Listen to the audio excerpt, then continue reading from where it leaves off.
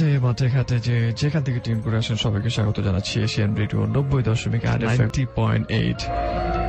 Anyways দুটো পর্যন্ত থাকবো এবং অবশ্যই যথারীতি যে সব সেগমেন্ট আমাদের এই শোটায় থাকে প্রত্যেকটা সেগমেন্ট রয়েছে, আর রয়েছে লিসেনারদের গল্প, রয়েছে ইন দ্য মিন টাইম সরাসরি লিসেনারদের সাক্ষাৎকার, এর বাইরে রয়েছে আমাদের সাহিত্যিক ভৌতিক সবকিছু মিলে অবশ্যই দুটো কিংবা ওই দিক থেকে হয়তো বা আমরা আরো বেশি এগোনোর চেষ্টা করবো। আপনি কিন্তু আমাদের সাথে থাকবেন এবং লিখবেন আপনার কথাবার্তাগুলো অবশ্যই মোবাইলের মেসেজ অপশনটা গিয়ে লিখে ফেলতে হবে AR স্পেস আপনার নাম লোকেশন এবং কথাবার্তা লিখে সেন্ড করতে হবে 2323 এই নাম্বারটা। ফেসবুক মাধ্যম রয়েছে, চাইলে আপনি আমাদের সাথে যোগাযোগ করতে পারেন সেখানটায়, অবশ্যই সেটার জন্য যাবেন facebook.com/Asian Radio, সেই ঠিকানা যে পোস্টে দেওয়া রয়েছে সেই পোস্টে কমেন্ট করবেন যাতে করে আমরা রিড আউট করতে পারি। এবং যারা যারা তাদের জানা ঘটনাগুলো আমাদেরকে সেই পেজে ইমেইল করছেন কিংবা ইনবক্স করছেন তাদেরকে বলছি আমাদেরকে ইনবক্স করবার জন্য সেই পেজেই একটি অ্যাড্রেস দেওয়া রয়েছে উইচ ইজ ভৌতিকের পেজ, এবং সেই পেজে আপনাদের ঘটনাগুলো লিখে আমাদেরকে পাঠাবেন। ইমেইলের মাধ্যম রয়েছে একটি, ইমেলের মাধ্যমে যদি আপনি আমাদের কাছে আপনার ঘটনা পাঠাতে চান bhautik@gmail.com,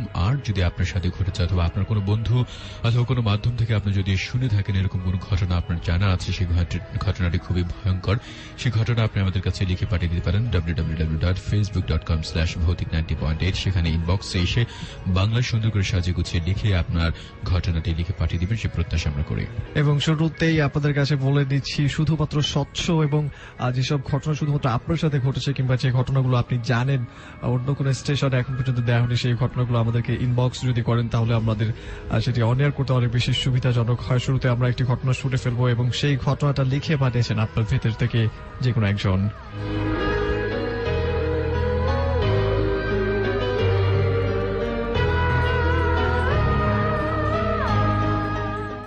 আসসালামু আলাইকুম শ্রদ্ধেয় কনক ও ফিরোজ ভাই, আশা করি ভালো আছেন। এবার যে ঘটনাটা লিখলাম এটা আমার এক চাচার সাথে ঘটে যাওয়া ঘটনা। ওনার নাম মোহাম্মদ বকুল ফরায়েজি। সময়টা হচ্ছে 1999 সালে। চাচাদের অনেক চাষের জমি জমা ছিল। ওরা 4 ভাই। ফসলের সময় আসলে কেউ আবার রাতে মাঠেই মেশিন পাড়ে ডেরা বানিয়ে থাকতেন ফসল পাহারা দেওয়ার জন্য। এক ভাই একদিন, অপর ভাই আরেকদিন। বলে রাখা ভালো, বাড়ি থেকে প্রায় 5 কিলোমিটার পর্যন্ত দূরে তাদের জমি, তবে দূরেই একটু বেশি জমি তাদের, তাই দূরেই রাতে থাকতে হতো তাদের। তো বকুল কাকা তার গন্তব্যের উদ্দেশ্যে যেতে একটু সন্ধ্যা হয়। মাঝখানে 3 থেকে 4টা বন শেষে তাদের জমি, এর ভেতরে কোনো বাড়িঘর নেই বললেই চলে। তো বকুল কাকা যখন প্রথম বনে পা রাখলেন তখন হাজির হয় একটা কালো বিড়াল। চাচা বলে, ধুর, এখানে বিড়াল এলো কোত্থেকে? বাড়ি ইতিমধ্যে 1 কিলোমিটার পেছনে রেখে আসলাম। সে ভাবল এখানে বিশাল বড় একটা বট গাছ, মনে হয় বিড়ালটা ওই গাছের কুঠেরিতেই থাকে। বকুল কাকা আখ ক্ষেত থেকে একটি আখ ভেঙে বিড়ালটাকে ধাওয়া করল, কিন্তু বিড়ালটা তার পিছু ছাড়ছে না। সে ভাবল বিড়ালটা মনে হয় আমার পেছন পেছন এসেছে, তাই শেয়ালের ভয়ে আবার পিছু ছাড়ছে না। বকুল কাকা কিছু দূর গিয়ে পেছনে তাকিয়ে দেখে বিড়ালটা নেই, চলে গেছে। আবার সে হাঁটা শুরু করল। দ্বিতীয় বনে ঢোকার সাথে সাথেই দেখলেন আরেকটা কুকুর। চাঁদের আলোতে সব দেখা যাচ্ছিল। কুকুরের 2টা চোখ ছিল লাল, মনে হয় কাকাকে গিলে খাবে। কাকা আবারও আখ ভেঙে কুকুর ধাওয়া করে, কিন্তু কুকুরও বিড়ালটার মতোই পিছু ছাড়ছে না। তিনি আবার হাঁটা শুরু করলেন। তৃতীয় বনে যাওয়ার পর দেখলেন একটি সাদা ঘোড়া ঘাস খাচ্ছে। তখন বকুল কাকা ভাবলেন যে অনেক দিন ধরে গ্রামে ঘোড়া দেখি না, এটা আবার কোথা থেকে এলো। সে আখ খেতে চায়, আখের পাতা নিয়ে পাতা দিয়ে রশি বানিয়ে ঘোড়াটাকে বেঁধে রাখবে বলে বকুল কাকা যখন আখের পাতা নিয়ে এলো তখন দেখতে পেল ঘোড়াটা বদলে ওখানে বধূ বেশে এক সুন্দরী নারী দাঁড়িয়ে আছে। বকুল কাকা ওই নারীটাকে প্রশ্ন করল, আপনি কে? আর এখানে একটি ঘোড়া ছিল, ঘোড়াটি কোথায়? জবাবে মেয়েটি বলে, আমি ওই দূরের গ্রামে থেকে এসেছি। যখন আমি এখানে আসি তখন দেখলাম একটি ঘোড়া আমাদের গ্রামের দিকে দৌড়িয়ে যাচ্ছে। মেয়েটি আরো বলল যে ঘোড়াটা কি আপনার? বকুল কাকা ঘোড়ার কথা বাদ দিয়ে মেয়েটিকে জিজ্ঞাসা করল, আপনি এত রাতে কোথায় যান? তখন মেয়েটি বলল যে তার মা বাবা তাকে জোর করে এক বৃদ্ধ লোকের সাথে বিয়ে দিতে যাচ্ছে, তাই সে বাড়ি থেকে পালিয়ে এসেছে। বকুল কাকাকে এটাও বলেছে, আপনাকে আমার ভালো লেগেছে, আপনাকে আমি বিয়ে করব, করবেন আমাকে বিয়ে? তখন বকুল কাকা বলেছে, আমার বড় ভাই আছে, এখনো বিয়ে করেনি, আমি কিভাবে বিয়ে করি? তখন আবার মেয়েটি বলল যে তাহলে আজকের রাত্রিটা আমাকে আপনার সাথে রাখেন, সকাল হওয়ার আগেই আমি চলে যাব। বকুল কাকা তখন বলল, ঠিক আছে, তাহলে আমার সাথে আসেন, আমার মেশিন পাড়ের ডেরাতে ওখানে রাত কাটিয়ে সকালে চলে যাবেন। মেয়েটি অনেকটা খুশি হয়ে রাজি হয়। তখন বকুল কাকা মেয়েটিকে তার ডেরায় নিয়ে যায়। বকুল কাকা মেয়েটিকে তার চৌকিতে থাকতে দেয়। কাকা নিজে আখ পাতার কিছু শুকনো পাতা এনে মেঝেতে বিছিয়ে একটা চাদর বেঁধে শুয়ে পড়েন। কিছুক্ষণ পর মেয়েটি কাকাকে তার দেহ অফার করে। বকুল কাকা মেয়েটিকে বুঝান যে আমি চিন্তা করছি আপনাকে আমার ভাবি বানাবো, আপনি এরকম চাইছেন কেন? মেয়েটি তখন কাকাকে বলেন যে আপনি অনেক মহৎ, আমি আপনাকে পরীক্ষা করলাম। আবার দুজনেই ঘুমিয়ে পড়ল। ঘণ্টাখানেক পরে কাকা যখন ঘুমিয়ে পড়ে ঠিক তখনই ঘটে মূল ঘটনা। বকুল কাকা ঘুম থেকে উঠে দেখে মেয়েটি ঠিক তার উপরে। বকুল কাকা তখন বলেছে, আপনি এখানে কেন? নামুন, আমার উপর থেকে নামুন। মেয়েটি কাকাকে চুম্বনের পর চুম্বন করতে থাকেন। কাকা রাগে হাতের কাছেই ছিল টর্চ লাইট। টর্চ লাইটটি নিয়ে সরাসরি মেয়েটির মুখে মারেন। তারপর বকুল কাকা সেন্সলেস হয়ে যায় এবং বকুল কাকাকে পাওয়া যায় পরের দিন সকালে রাস্তার পাশে এক ঝোপের ভেতরে। পরে তাকে জিজ্ঞাসা করা হলো। তিনি বললেন, মেয়েটির মুখে যখন টর্চ লাইট মারলেন তখন দেখলেন মেয়েটির মুখ ছিল ফ্যাকাশে এবং মেয়েটির চোখ ছিল না, কি বিশ্রী চেহারা, চোখের জায়গাতে গর্ত। পরবর্তীতে খোঁজ নিয়ে জানা যায় মেয়েটিকে এক বৃদ্ধের সাথে বিয়ে দিবে বলেই গলায় দড়ি দিয়ে মারা গেছেন। বকুল কাকার সাথে ঘটনাটার ঠিক 3 দিন আগেই মারা গিয়েছেন মেয়েটি। তারপর বকুল কাকা 3 মাস অসুস্থ ছিলেন। আমাদের পার্শ্ববর্তী গ্রামের এক মসজিদের ইমাম সাহেবের চিকিৎসায় বকুল কাকা সুস্থ হয় এখন। সবাইকে আসসালামু আলাইকুম, আমি মোহাম্মদ তসলিম আপনাদের সাথে এই ঘটনাটি শেয়ার করলাম। সবাইকে অনেক অনেক ধন্যবাদ। মোহাম্মদ তসলিম যিনি আমাদেরকে ঘটনা পাঠিয়েছিলেন, অসংখ্য ধন্যবাদ আপনাকে ভাই ভৌতিক আপনার ঘটনাগুলো পাঠাবার জন্য। আর যে কনক এবং ফিরোজ খান আপনার সাথে রয়েছে ভৌতিক 90.8 নিয়ে থাকবো ঠিক রাত 2টো পর্যন্ত। এই পর্যায়ে যারা আমাদেরকে SMS করছেন সেই SMS গুলো পড়বো এবং ফেসবুক মাধ্যমে কিন্তু অনেকেই আমাদের সাথে জয়েন করে ফেলেছেন, লিখেছেন তাদের কথাবার্তাগুলো ভালো লাগা এবং মন্দ লাগা। মুস্তাফিজুর রহমান তিনি বলছেন, ভাইয়া তোমাদেরকে অনেক ধন্যবাদ এমন একটি শো করবার জন্য, অসংখ্য ধন্যবাদ আপনাকে। ফারদিন শিকদার সজীব আমাদের সাথে রয়েছেন ঢাকা মানিকনগর কুমিল্লা থেকে। এমডি মুন্না হোসেন বলছে, হ্যালো করক ভাই, কেমন আছো? আমি পুরোটা সময় জুড়ে আছি তোমাদের সাথে। অফকোর্স রাত 2টো পর্যন্ত থাকবেন যদি সত্যিকারের একজন সাহসী মানুষ হয়ে থাকেন। সিঙ্গার পাভেল খান বলছে আমাকে, ভাইয়া আজ অনেকদিন পর শুনবো তোমাদেরকে। অফকোর্স এই মুহূর্তে হয়তো আপনি আমাদেরকে শুনছেন, SMS মাধ্যমে কিছু SMS নিব।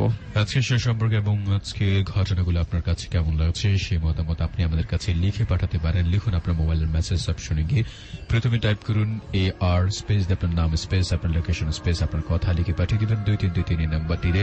আর যদি আপনার কাছে কোনো ঘটনা থাকে আপনার নিজের সাথে ঘটেছে অথবা অন্য কোনো মাধ্যম থেকে আপনি শুনতে পাচ্ছেন সেই ঘটনাটি, যেটা অনেক ভয়ঙ্কর এবং সবগুলো বন্ধুদের সাথে শেয়ার শেয়ার করার মতো সেই ঘটনাটা লিখে আপনি আমাদের কাছে পাঠাতে পারেন www.facebook.com/ভৌতিক90.8। সেখানে ইনবক্সে বাংলায় সুন্দর করে আপনার ঘটনাটি সাজিয়ে গুছিয়ে লিখে পাঠিয়ে দিবেন, তেমনটাই প্রত্যাশা আমরা করি। এই মুহূর্তে দেখতে পাচ্ছি অসংখ্য বন্ধুরা আমাদের সাথে SMS এর মাধ্যমে যুক্ত আছে। এমডি ইমদাদুল হক রবিন আছে ঢাকা, আমাদের সাথে লেগেছে, আমাদের সাথে আছে। আজ খুব ভালো লাগছে, আমরা লেগেছে সুজন লালবাগ থেকে। আমি আপনাদের পুরনো বন্ধু, আমরা দুজন কেমন আছি সেটা জানতে চাচ্ছি, আর রাত 2টো পর্যন্ত থাকবে আমাদের সাথে, এমনটাই সে বলে জানিয়ে দিয়েছে। শুভ আছে মিরপুর থেকে, আজ প্রথম SMS করলাম, স্টোরিগুলা ওয়ালসাম, আপনাকে স্বাগত জানাচ্ছি ভৌতিক 90.8-এ। আমাদের সাথে আছে মাসুম ডাবরা থেকে, আচ্ছা থেকে আমি আছি, ভৌতিক ঘটনাগুলো খুবই আচ্ছা একটা ঘটনা সে পাঠাতে চায়। আপনি যদি সেই ঘটনাটি পাঠাতে চান, নিশ্চয়ই আমি একটু আগে সেই ঠিকানাটা বলে দিয়েছি, আপনি সেখানে আপনার ঘটনাটি লিখে পাঠাতে পারেন। সোহাগ আছে আমাদের সাথে রামপুরা থেকে শুনছে। রাকিব হাসান কাউলাবাজার থেকে, ভাইয়া আমি তোমাদের আজ নতুন শুনছি, ব্যাকগ্রাউন্ড মিউজিক অনেক ভয় লাগছে এবং তোমাদের শুনতে অনেক ভালো লাগছে ঘটনাগুলো, তার অনেক অনেক ভয় পাচ্ছে শুনে, আমরা লিখেছে। আপনাকে স্বাগত জানাচ্ছি ভৌতিক 90.8-এ।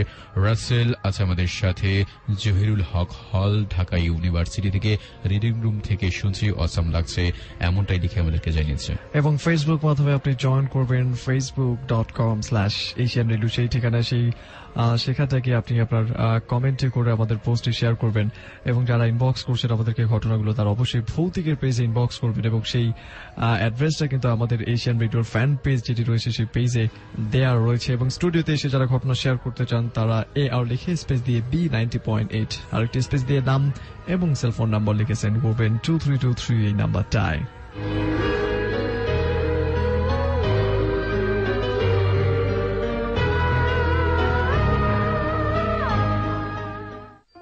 হাই ভাইয়া, আমি সিনহা উত্তরা থেকে বলছি। আশা করি আপনারা ভালো আছেন। থ্যাঙ্কস ভাইয়া আমার সর্বশেষ গল্পটা অনিয়ার করার জন্য। আজকে আমি আপনাদের আরেকটি গল্প শেয়ার করব, যেটা আমাকে আমার হুজুরের কাছ থেকে শুনেছি। আমি ঘটনাটি যেভাবে শুনেছি সেভাবে বলছি। আমার হুজুর একজন হাফেজ। ঘটনাটি এরকম, আমার হুজুরের হোম টাউন হচ্ছে দিনাজপুর ছিল। তার ফ্যামিলির অনেকেই দিনাজপুরে থাকত। একদিন হুজুরের কাছে একটা ফোন এলো। ফোন থেকে বলা হয়েছিল তার মা নাকি আর নেই, তার মা মারা গেছে হার্ট অ্যাটাক করে। হুজুর শুনে মেন্টালি খুব ভেঙে পড়েছিল এবং ওই দিন রাতেই হুজুর বাসের টিকিট কেটে রওনা দিল দিনাজপুরের উদ্দেশ্যে। দিনাজপুর যাওয়ার পর হুজুর তার বাড়িতে যায়। তখনও লাশ দাফন করা হয়নি। হুজুরের জন্য ওয়েট করা হয়েছিল। হুজুর বলছিল সে যাওয়ার আগে পর্যন্ত লাশ যেন দাফন না করা হয়। হুজুর বাড়িতে গিয়ে তার মায়ের লাশের পাশে অনেক কান্না করছিল, কিন্তু তাতে কোনো লাভ নেই, কারণ মানুষ চিরদিন বেঁচে থাকে না। আল্লাহর এই বিধান মেনে হুজুর তার মায়ের লাশ দাফন করে নিজ হাতে। জানাজাও সে নিজেই পড়িয়েছিল। লাশ দাফন শেষে হুজুর বাসায় আসছে। ওই দিন রাতে ঈশার নামাজ পড়ে আসার সময় ঘটনাটি ঘটল। গ্রামে খুব সকালেই রাত হয়ে যায়, তাও আবার অনেক গভীর রাত। তাই রাস্তা ছিল খুবই নীরব। হুজুর বাসায় আসার রাস্তা ছিল প্রায় অনেকগুলা। একটা রাস্তা ছিল যেটা দিয়ে যেতে হলে কবরস্থানের পাশে দিয়ে যেতে হবে, যে কবরস্থানে তার মাকে দাফন করা হয়েছিল। হুজুর খুব কান্না পাচ্ছিল। অ্যাট লাস্ট সে ওই কবরস্থানের রাস্তা দিয়ে যাওয়ার সিদ্ধান্ত নিল। সে যাওয়ার আগে চেয়েছিল তার মায়ের কবরটা একবার দেখে যাবে। সে তার মায়ের কবর দিকে যায় এবং সে ওখানে অনেক কান্না করে। কিছুক্ষণ থাকে, সে ফিরে যাওয়ার সিদ্ধান্ত নিল। ফিরে যাওয়ার টাইমেই হঠাৎ কে যেন তাকে ডাক দিল পেছন থেকে, তার নাম ধরে। হুজুর সেটাকে কোন রকম গুরুত্ব দেয়নি, কারণ প্রথম ডাকটা খুবই আস্তে ছিল। তারপর আবার তার নাম ধরে কে যেন ডাকে। এখন সে শুরু থেকে একটু বেশি শব্দ করে তাকে আবার ডাকলো। যতবার ডাকছে শব্দ ততই জোরে হতে লাগলো। প্রথমে কিছুক্ষণ ডাকার পর হুজুর তাকায়নি পিছে। এক পর্যায়ে সাউন্ডটা এত জোরে ছিল হুজুর শেষমেশ পিছনে তাকালো। হুজুর পিছনে তাকিয়ে দেখল তার মা সাদা কাপড় পরা দাঁড়িয়ে আছে। হুজুরকে বলল, বাবা তুই যাস না আমাকে ছেড়ে। এতটাই ইমোশনাল ভাবে কথাটি বলল, হুজুর কি করবে বুঝতে পারছিল না। এক পর্যায়ে হুজুর তার মায়ের কাছে গেল এবং তার মাকে জড়িয়ে ধরল। হুজুরের মাথায় তখনও আসেনি যে তার মা নেই, তাকে সে নিজের হাতে দাফন করেছে আজ। মাকে জড়িয়ে ধরে কান্না করে এবং প্রায় অনেকক্ষণ হুজুর মায়ের সাথে কথা বলে। হঠাৎ করে এমন এক দমকা হাওয়া এলো, হুজুর তার মাকে বলল তার সাথে বাসায় যেতে, কিন্তু তার মা তাকে বলল, তুমি যাও, আমি একটু পরে আসছি। কথা শুনে অনেক আশা নিয়ে হুজুর দূরে যেতে লাগলো। যেই মাত্র সে কবরস্থান ক্রস করল, হঠাৎ হুজুরের মাথায় এলো তার মা তো নেই, সে তো আজই তার মাকে দাফন করেছিল। তাহলে এতক্ষণ যে সে কথা বলল এবং ছড়িয়ে ধরল, সে কে ছিল? কার সাথে বা সে এতক্ষণ কথা বলল? ভেবে ভেবে হুজুর এতটাই ভয় পেয়ে গেল যে সেখানে সে অজ্ঞান হয়ে পড়ে গেল। হুজুর জীবনে কখনো ভয় পায়নি। সকালে সে তার নিজেকে তার বাসায় আবিষ্কার করল। তাকে এই কারণগুলো জিজ্ঞাসা করা হয়েছিল। সে সবাইকে খুলে বলল। ওই ঘটনা মনে পড়লে হুজুরের আজও খুব খারাপ লাগে। তার এখনো মনে হয় ওই ঘটনা যদি আবার তার সাথে ঘটত, তাহলে সে তার মাকে আরেকবার দেখতে পেত। এই ছিল আমার ঘটনা। আশা করি অন্যারে পড়ে শোনাবেন। ধন্যবাদ।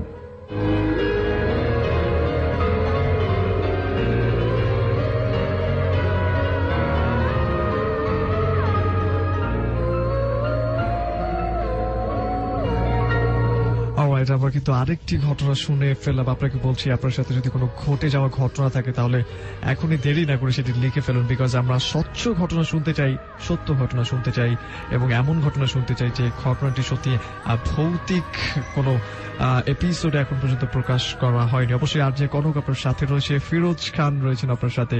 রাত 2টো পর্যন্ত আমরা আপনার সাথেই থাকবো। SMS এবং ফেসবুক মাধ্যমে আপনি আমাদের সাথে জয়েন করবেন। লিখে ফেলবেন AR স্পেস নাম ঠিকানা এবং কথাবার্তা লিখে সেন্ড করতে হবে the signature number which is 2323। স্টুডিওতে এসে যারা ঘটনা শেয়ার করতে চান তাদের জন্য অপশনটি হচ্ছে AR লিখে স্পেস দিয়ে লিখতে হবে B90.8, আরেকটি স্পেস দিয়ে আপনার নাম এবং সেলফোন নাম্বার লিখে সেন্ড করতে হবে 2323। এই নাম্বারটা 2টো পর্যন্ত অবশ্যই সাথেই রয়েছে এবং খুব শীঘ্রই আমরা অনেকগুলো শ্রোতা ডাক দিব এবং লিসেনারদের কিছু স্পেশাল এপিসোড আমরা সেট করে ফেলবো হোপফুলি।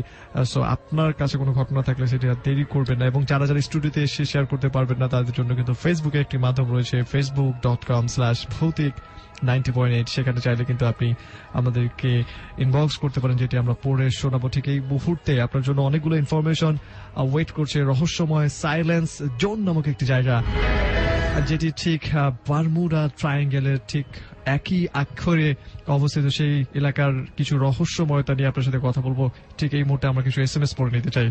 SMS করছে আমাদেরকে এই মুহূর্তে অসংখ্য বন্ধুরা। লিখেছে প্রিন্স মজনু পাবেল আছে আমাদের সাথে আজকে একা ঘরে আপনাদেরকে শুনছি, তাই নাকি তার অনেক ভয় লাগছে। রানা আছে আমাদের সাথে ফ্রম গোবিন্দ্রপুর শনির আকড়া থেকে লিখেছে আচ্ছা ঢাকা থেকে তোমাদেরকে না দেখে আমি অনেক ভয় পেয়েছিলাম। তারেক আছে আমাদের সাথে শুনছে, অনেক ভালো লাগছে। আমাদের সাথে আছে মারুফ, তারা শুনছে ভাইয়া আমি আপনাদের আচ্ছা নয়ন আপনাদেরকে শুনছে লিখেছে। এমডি মামুন খান আছে আমাদের সাথে লিখেছে লাভ ইউ ভৌতিক 90.8 লিখেছে আমাকে। সোহেল রানা দলিপাড়া থেকে আমাদের শুনছে, সেই হসপিটালের মর্গে ঘটনা শুনতে যাচ্ছে। নিশ্চয়ই আমরা চেষ্টা করছি, আপনি যদি লিখে পাঠান নিশ্চয়ই আমরা ওয়ান ইয়ার করব। রাকিবুল ডেবরা থেকে আছে আমাদের সাথে, তোমাদের শুনছি খুব ভয় লাগছে। হামজা ঢাকা থেকে আছে আমাদের সাথে, লিখেছে it is the best show bro, এমনটা লিখে জানিয়ে দিয়েছে। আজকে রিপন মিরপুর থেকে আমাদের সাথে আছে। শুভ আছে ধানমন্ডি থেকে, ভাই আমি নিয়মিত শুনি আর আমার অনেক ভয় লাগছে, আজকে অনেক ভালো কিছু ঘটনা শুনতে পারবো, এমনটাই লিখেছে। আমরা নিশ্চয়ই চেষ্টা করছি। কলি চৌধুরী আছে আমাদের সাথে হাট যাত্রাবাড়ি থেকে, ভাই আজকে অনেক ভয় লাগছে তাই রুমে লাইট অন করে শুনছি। Thank you so much. আমাদের সাথে আছে নাজিয়া ইব্রাহিমপুর থেকে আছে আমাদের সাথে, সে শুনছে স্টোরিগুলো তার অনেক অনেক ভালো লাগছে এবং সে ভয় পাচ্ছে, আমরা লিখেছি। কানিজ ফাতেমা নিধি আছে আমাদের সাথে, কালকে তোমাকে টিউন করছি, টেক্সট করতে পারিনি, এমনটা লিখেছে। আমাদের সোহেল রানা আছে আমাদের সাথে। হুসাইন লিখেছে কাওলা বাজার থেকে, শুনছে এবং অনেক ভয় লাগছে, এমনটা লিখে জানিয়ে দিয়েছে। ফেসবুকে আমাদেরকে অনেকগুলো বন্ধু লিখেছেন ঠিক এই মুহূর্তে। জয়নুল আবেদিন সুরভ বলছে, ভাই আমি জয়নুল আবেদিন সুরভ। ওকে, আপনি একটা জায়গা থেকে শুনছেন, থ্যাংক ইউ সো মাচ। এই মুহূর্তে ইমন আহমেদ মাহিদ আমাদের সাথে রয়েছেন এবং সাথে রয়েছেন মাসুদ রানা। তিনি বলছেন আমাকে, এই ফার্স্ট জয়েন করলাম, তোমরা কেমন আছো? আমি তোমাদের সাথে 2টো পর্যন্ত রয়েছে। অসংখ্য ধন্যবাদ আপনাকে।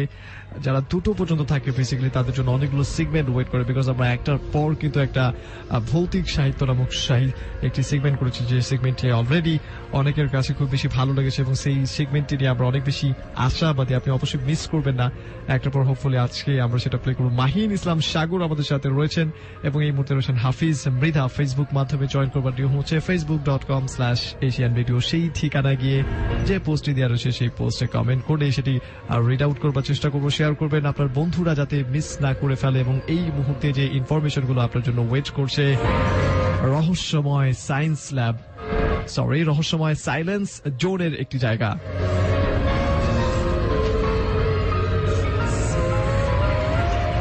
বিশ্বে এখনো বহু এলাকা আছে যেগুলো অদ্ভুত রহস্যময়তার বেড়াজালে বন্দী। এরকম একটি রহস্যময় এলাকা হলো মেক্সিকোর জোন অফ সাইলেন্স বা নীরব ভূমি। এই নীরব ভূমিতে প্রায় অদ্ভুত সব রহস্যময় ঘটনা ঘটেছে এমনটাই জানা যায়।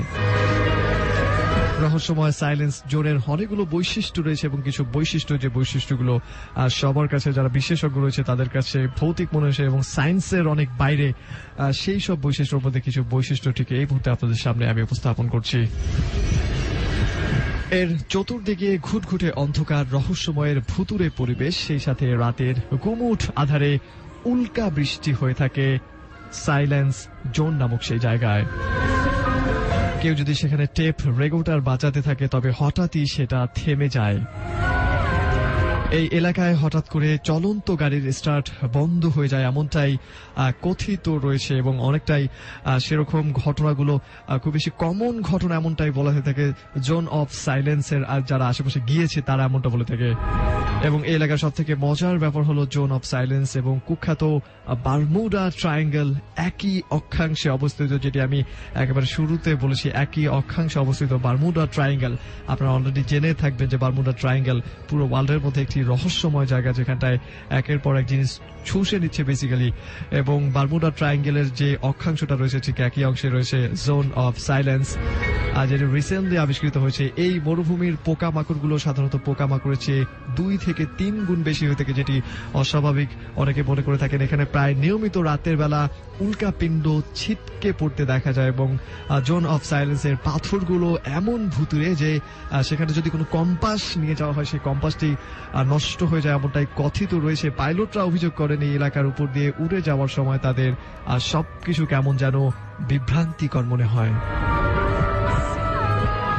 এখানকার দৈত্যাকার ক্যাকটাস গাছগুলো টকটকে লাল রঙের, কিন্তু মজার ব্যাপার হচ্ছে এই গাছ যখন অন্য এলাকায় নিয়ে যাওয়া হয় তখন তা নিজস্ব রং সম্পূর্ণ রকমের হারিয়ে ফেলে। এখানকার পেটে অনেকগুলো হরিণ রয়েছে, যে হরিণগুলোর শিং অনেকটা মানুষের কবজির মতো মোটা আর বিছাগুলোর কোনোটাই লম্বায় 1 ফুটের কম না। এগুলোর মাথা সাধারণত টকটকে লাল হয়ে থাকে, এমনটাই কথিত রয়েছে। এবং জোন অফ সাইলেন্সের এমন অদ্ভুত পরিবেশের কারণে কোনো মানুষ বসতি করার শখ এখন পর্যন্ত করেনি। 1970 সালে ইউএস এয়ারফোর্স অ্যাথেনা নামের একটি মিসাইল উটাইড গ্রিন রিভার থেকে নিউ মেক্সিকোর হোয়াইট স্যান্ডে নিক্ষেপের জন্য প্রোগ্রাম করেছিল, কিন্তু অদ্ভুত ব্যাপার হচ্ছে সেই মিসাইলটি আসল জায়গায় না পড়ে গিয়ে এই ভুতুরে মরুভূমিতে গিয়ে পড়ে।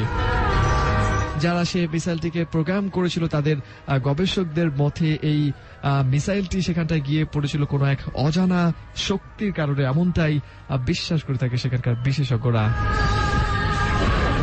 আমার ঠিক এই মুহূর্তে আর যে কনক এবং ফিরোজ খান আপনার সাথে রয়েছে ভৌতিক 90.8 নিয়ে। এই পর্যায়ে আমরা আরেকটা স্টোরি শুনে আসবো, যে স্টোরিটা মূলত একটি ঘটনা, যে ঘটনা আপনাদের ভেতর থেকে অনেকেই আমাদেরকে ইনবক্স করছেন ভৌতিকের পেজে। আপনি যদি ইনবক্স করতে চান facebook.com/ভৌতিক90.8 সেখানে গিয়ে ইনবক্স করে দিবেন এবং আমরা সেটি রিড আউট করবার চেষ্টা করব।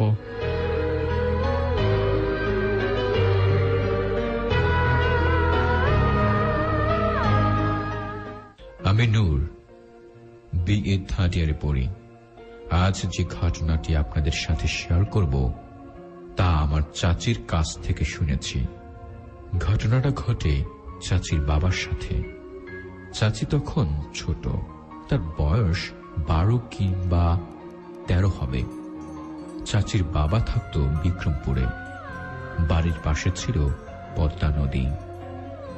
চাচির বাবার মাছ ধরার অনেক শখ ছিল। এক কথায় চাচিরা গ্রামে থাকতো বলে তাদের মাছ কিনে খেতে হতো না। চাচির বাবা মাঝে মাঝে জাল নিয়ে বন্ধুর নৌকা নিয়ে নদীতে যেত মাছ ধরতে। এমনই এক রাতে তারা মাছ ধরতে যায়। রাত তখন 10:30 হবে। তখন গ্রামে বিদ্যুৎ ছিল না, এমনকি হাটে নৌকা নিয়ে বাজার করতে হতো। রাত 10:30 সে তার বন্ধুর নৌকা, হারিকেন আর ঝাঁকি জাল নিয়ে খাল মানি শাখা নদী পার হয়ে চরের কিনারে গেল মাছ ধরতে। ওখানে মানুষ কম যায়, তাই মাছ ওখানে বেশি পাওয়া যায়। তাছাড়া যারা মাছ ধরে তারা জানে একজনের জায়গায় আরেকজন মাছ ধরে না। নদীতে সীমানা ভাগ করা থাকে। সুদূরে বড় নদীতে ইলিশ মাছ ধরার নৌকা ছিল। তারা গুরু মাছ ধরবে বলে পারে নামল। দুজন হারিকেন নৌকা রেখে দুপাশে মাছ ধরছে। জ্যোৎস্না আর চাঁদ মাথার উপরে থাকায় জাল থেকে মাছ ছাড়াতে কষ্ট হয়নি। কাঁচি দিয়ে মাছ ছাড়াচ্ছে। এমন সময় দাদা একটু পানির মাঝে বড় মাছ ডুব দেওয়ার শব্দ শুনতে পেল। তাকিয়ে দেখে পানি কাঁপছে। এই দেখে সে জাল ফেলল, কিন্তু বড় মাছ পেল না, তবে অনেকগুলো ছোট মাছ পেল। কিছুক্ষণ পর আর একটু দূরে আর একটা বড় মাছ ডুব দেওয়ার শব্দ পেল। ওইখানে জাল ফেলল। এভাবে তার ঝুড়ি ভরে গেল, কিন্তু তার বড় মাছের লোভ পেয়ে বসল। বলল, বড় মাছ আজ সে ধরবেই। এই বলে তাকিয়ে দেখে তার বন্ধুটা নৌকার কাছে মাছ ধরছে। সে অনেক দূরে এসে গেছে। ভাবল এই খেও দিয়ে ফিরে যাবে। খেও দেওয়ার সাথে সাথে তাকে পানির নিচে টেনে নিয়ে গেল একটা হাত। ঝাপটাঝাপটি করতে করতে সে টের পেল যে তার পা ধরে কে যেন টানছে। সেটা সে দেখতে পেল, যেটা তাকে অনেক জোরে জোরে টানছে। তার শরীরে চুলের মতো বড় বড় লোম ভরা, আর হাত মানুষের চেয়ে অনেকটা মোটা। অচিরেই তার গলা চেপে ধরল। সে পানির নিচে আর উপরে ডুব খেতে লাগলো। কিছু করতে না পেরে সে কোমর থেকে মাছ ছাড়াবার কাঁচি দিয়ে সেই অশরীরটাকে কোপাতে শুরু করল। কিছুক্ষণ পর সেই অশরীরটা তাকে ছেড়ে দিল। তারপর সে সাঁতারে কিনারে চলে আসে, তার বন্ধুকে ডাক দিল। বন্ধু তার ডাক শুনে দৌড়ে এসে দেখে দাদা মাটিতে শুয়ে আছে। তাকে ধরে নৌকায় নিয়ে গেল। তার শরীরের নানা জায়গায় খামচির আঁচড়, আর তার ঝুড়িতে শুধু মাছের মাথা পড়ে আছে, মাছ নেই। এরপর দাদাকে বাড়ি নিয়ে আসা হলো। দাদা 14 দিন জ্বরে ভুগছে। পরে হুজুর এই ঘটনা শুনে এসে তাকে তেল পড়া আর পানি পড়া দেয়। এরপর দাদা আস্তে আস্তে ভালো হয়। এই ছিল আমার ঘটনা। ভালো লাগলে পড়ে শোনাবেন।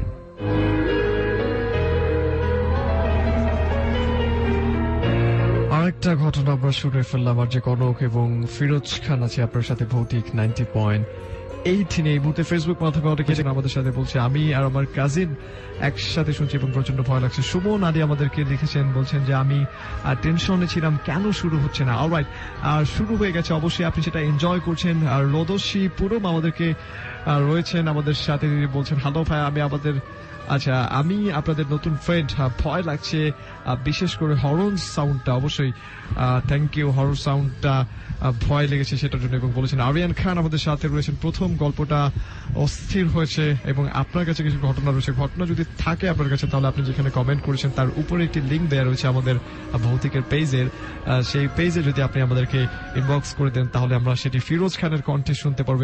আরিয়ান খান আমাদেরকে লিখেছেন, আরিফ ইসলাম লিখেছেন, ভাই আমি তোমাদের নতুন বন্ধুর সাথে রয়েছে, প্রতি মঙ্গলবার রাত 12টায় আমাদের এই শোটি শুরু হয়। রয়েছেন আমাদের সাথে রজিন ইসলাম, তিনি বলছেন ভাই সাথে আছি এবং পুরো সময়টা থাকবো। আগে আমি প্রথম গল্পটা ওকে আপনি শুনছেন এবং ভালো লাগছে এমনটা জানিয়েছেন। আর অনেকগুলো বন্ধু রয়েছেন, সালমান তৌসিফ রয়েছেন আমাদের সাথে, রাফি খান বলছেন আমাদেরকে যে আজকের পর্ব খুব ভালো হচ্ছে, আশা করি বাকিগুলো অবশ্যই ভালো হবে। আমরা SMS মাধ্যম থেকে কিছু SMS পড়ে নিতে চাই।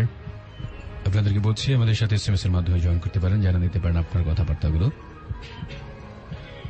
আজকের ঘটনাগুলো কেমন লাগছে আপনার থেকে, সেই কথাবার্তাগুলো লিখে জানা দিতে হলে আপনার মোবাইলের মেসেজ অপশনে জানিয়ে প্রথমে লিখুন AR স্পেস আপনার নাম স্পেস আপনার লোকেশন স্পেস আপনার কথা লিখে পাঠিয়ে দিবেন 2323 নাম্বারটিতে।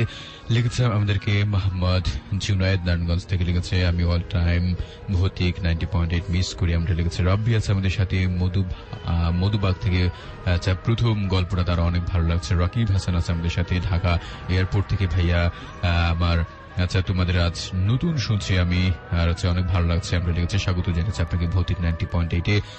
সঞ্জিদা নারিন্দা থেকে আমাদের সাথে আছে, অনেক শুনছে, অনেক ভালো লাগছে। কিরণ আছে আমাদের সাথে, সঞ্জিদা আছে ঢাকা থেকে, মুন উত্তরা থেকে লিখেছে তিনি এবং তার ফ্রেন্ডরা মিলে লাইট অফ করে শুনছে আমাদের, কেমনটা লিখেছে, thank you so much. Rafi আছে আমাদের সাথে গাজীপুর থেকে, ভাইয়া আজ প্রথম শুনছে আজ এন্ড আজকে প্রথমেই টেক্সট করলাম। শুভ আছে আমাদের সাথে কুমিল্লা থেকে, রায়হান আছে ওয়ারি থেকে, প্রথম গল্পটা অনেক ভালো লাগছে। ইমানুল আছে আমাদের সাথে, আমি শুনছি ভৌতিক 90.8 লিখেছে। শশী কাচিরা চাঁদপুর থেকে আমাদের সাথে আছে, ভয় লাগছে বাট তারপরও সে শুনছে। আমি শিখা আছে আপনাদের সাথে, নতুন বন্ধু আমরা লিখেছে প্রথম শুনছে, স্বাগত জানাচ্ছি আপনাকে ভৌতিক 90.8-এ। শামীম খান আছে আমাদের সাথে পটুয়াখালী থেকে, আচ্ছা প্রথমবার শুনছে আপনাদেরকে, নতুন ফ্রেন্ড আমরা লিখেছে, খুব ভালো লাগছে অ্যান্ড ভয় পাচ্ছে, স্বাগত জানাচ্ছি আপনাকে ভৌতিক 90.8-এ। লিখেছে আমি অনু আজ আপনাদের শুনছে গল্পগুলো শুনে তার মনটা ভালো লেগেছে। সিজান আছে আমাদের সাথে, সুপ্তি আছে আমাদের সাথে, বিথি আছে গাজীপুর থেকে, আজ প্রথম শুনছে, খুব ভয় লাগছে। এবং বারমুডা ট্রায়াঙ্গেলের কথা কিন্তু আমি কিছুক্ষণ আগে বলেছিলাম, সেই বারমুডা ট্রায়াঙ্গেল নিয়ে আমার কাছে অনেকগুলো ইনফরমেশন রয়েছে। ঠিক এই মুহূর্তে আমি ভাবছি আপনাকে সেই ইনফরমেশনগুলো দিব যদি আপনি আমাদের সাথে থাকেন। এবং আমরা সবাই কম বেশি বারমুডা ট্রায়াঙ্গেলের রহস্য নিয়ে জানি, আবার অনেকের মধ্যে বেশ কিছু ভুল ধারণা পর্যন্ত রয়েছে এই জায়গাটা নিয়ে। আজকে যে ইনফরমেশনগুলো আমরা দেবার চেষ্টা করবো কিংবা অন্য কোনো জায়গা থেকে অন্য কোনো দিন হয়তো দেবার চেষ্টা করবো, বারমুডা ট্রায়াঙ্গেলের কথা যেহেতু আজকে চলে এসেছে অবশ্যই ট্রাই করবো সেখান থেকে কিছু ইনফরমেশন দেবার জন্য। আরেকটা ছোট্ট ঘটনা আমরা শুনবো এবং সেই ঘটনাটা শুনে ফিরে আসি আপনার SMS এবং কমেন্ট গুলো নিয়ে।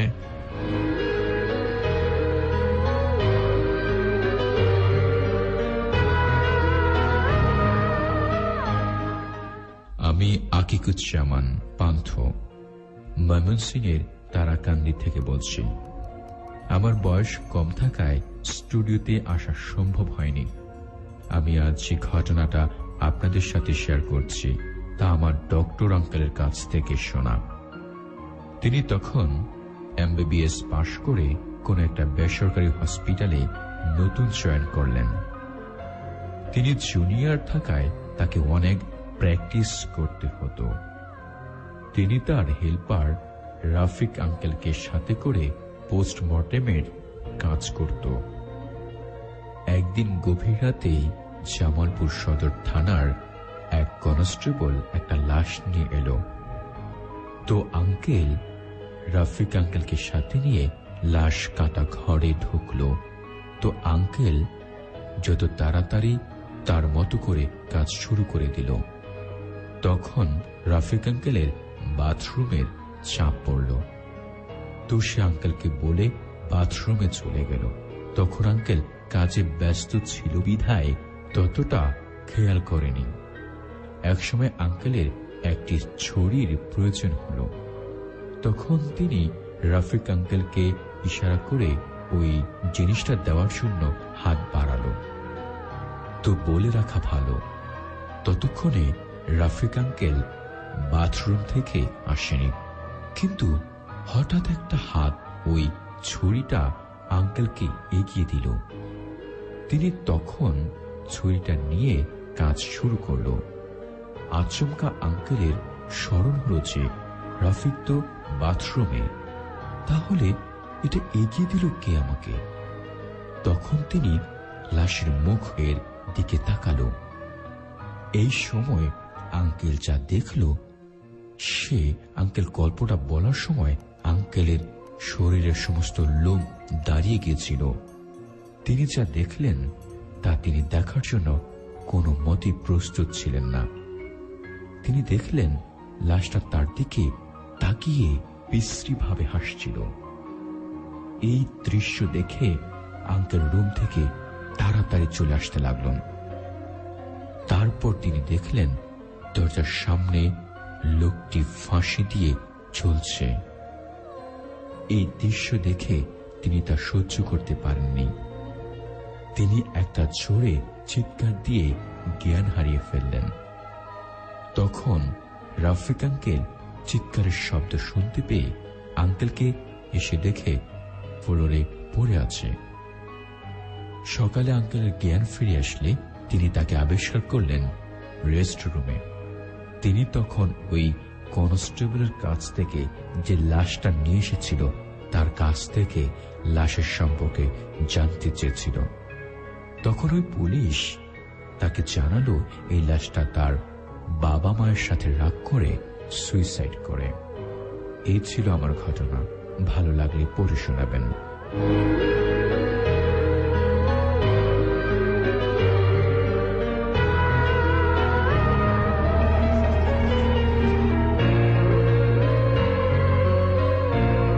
আমরা আরেকটা ঘটনা শুনে ফেললাম। এ পর্যায়ে আমরা কিছু SMS নিব এবং এরপর ফেসবুক মাধ্যমে আপনার কমেন্টগুলো পড়বো। বন্ধুরা, আপনাদেরকে বলছি আজকে ঘটনা সম্পর্কে যদি আপনার কোনো মতামত থাকে, ঘটনাগুলো আপনার কাছে ভয় লাগছে না এখনো ভয় লাগছে না, সে কথা লিখে জানান দিন। লিখুন আপনার মোবাইলের মেসেজ অপশনে গিয়ে প্রথমে টাইপ করুন AR স্পেস আপনার নাম স্পেস আপনার লোকেশন স্পেস আপনার কথা লিখে পাঠিয়ে দিবেন 2323 এই নাম্বারটিতে। আর যদি আপনার কাছে আপনার সাথে ঘটেছে অথবা আপনার কোনো মাধ্যম থেকে বন্ধু অথবা হচ্ছে আপনার দাদা দাদি কোনো মাধ্যম থেকে যদি আপনি কোনো ভয়ঙ্কর ঘটনা আপনার জানা থাকে, সেই ঘটনা লিখে আপনি আমাদের কাছে পাঠাতে পারেন। সেই ঘটনাটি আমরা নিশ্চয়ই অন এয়ার করবো, সব বন্ধুদের সাথে শেয়ার করব। লিখতে হলে আপনাকে www.facebook.com/bhautik90.8 সেখানে ইনবক্সে এসে বাংলা সুন্দর করে আপনার ঘটনাটি লিখে আমাদের কাছে পাঠিয়ে দিবেন। এই মুহূর্তে দেখতে পাচ্ছি অসংখ্য বন্ধুরা আমাদের সাথে SMS এর মাধ্যমে যুক্ত আছে। তরিক আছে আমাদের সাথে কুমিল্লা থেকে। আমি আপনাদের নতুন বন্ধু, শুনছি অনেক ভয় পাচ্ছে, এমনটাই লিখেছে। স্বাগত জানাচ্ছি আপনাকে ভৌতিক 90.8 আমাদের সাথে লেগেছে। নন্দিনী আছে আমাদের সাথে উত্তরা থেকে। ভাইয়া, আমি আপনাদেরকে শুনছি, অনেক ভালো লাগছে এবং আজ প্রথম শুনছি। আচ্ছা, খুব হ্যাপি সেই ঘটনাগুলো শুনতে। MD আবিদুর রহমান আছে আমাদের সাথে যশোর থেকে শুনছে, নতুন বন্ধু, স্বাগত জানাচ্ছে আপনাকে ভৌতিক 90.8 জয় আছে আমাদের সাথে নারায়ণগঞ্জ থেকে। ভাইয়া, আমি আজ আপনাদের শুনছি, অনেক ভয় পাচ্ছি, রাত 2টো পর্যন্ত আপনাদের সাথে থাকবো, আরো ভয় পেতে চাই। নিশ্চয়ই আমরা চেষ্টা করছি আপনাদেরকে অনেক অনেক বেশি ভয় পাইয়ে দিতে। SK রিপন আছে মিরপুর থেকে, ভীষণ ভয় পাচ্ছে, লিখেছে শাকির উত্তরা থেকে। ভাইয়া, আমি সাথে গল্পগুলো শুনছি, ভয় লাগছে। আমি মাতোয়াল থেকে আলামিন বলছি, শুনছি ভৌতিক, অনেক ভয় লাগছে। এবং আপনি আপনাদের SMS গুলো করতে থাকুন। ফেসবুক মাধ্যমে আমাদের সাথে রয়েছেন রাব্বি। তিনি বলছেন যে অনেক প্যারানরমাল স্টোরি রয়েছে আপনার কাছে, সবার সাথে শেয়ার করতে চান আপনি। আমাদের একটি অ্যাড্রেস দেওয়া রয়েছে, আপনি যেখানে কমেন্ট করেছেন তার উপরে দেখবেন ভৌতিক পেজে যে অ্যাড্রেস রয়েছে, সেখানে যদি ইনবক্স করে দেন অবশ্যই আমরা সেটা শেয়ার করার চেষ্টা করব। এমডি সাইফুল ইসলাম সুমন বলছে আমাকে, ভাই অনেক ভালো লাগছে, বৃষ্টির রাত, আরো বেশি এনজয় করছেন আপনি পুরো ব্যাপারটা, আপনার ফিলিংটাই অন্যরকম, আপনি এমনটা জেনেছেন। কল্পনা রাজকুমার তিনি বলছেন, খুবই টেনশনে ছিলাম, আজ 10 মিনিট পর হলেও শুরু হলো অনেক ভালো লাগছে। থ্যাংক ইউ সো মাচ আপনাদের এই ভালোবাসার জন্য। হাজেরা জান্নাত তিনি তার অনেকগুলো ফ্রেন্ডকে মেনশন করেছেন। এটি দারুণ একটা জিনিস ফেসবুকের, যে এখন আর শেয়ার করতে হয় না, মেনশন করে দিলেও হয়ে যায়। ইনফ্যাক্ট শেয়ারও করা যায়, এবং যারা যারা শেয়ার করছেন তাদের কাছে সত্যি ভৌতিক টিম অনেক বেশি রকমের কৃতজ্ঞ। রহস্যময় হিমু নামের একজন আমাকে কমেন্ট করেছেন। আপনি কমেন্ট করলে facebook.com/Asian Radio এই ঠিকানায় কমেন্ট করবেন।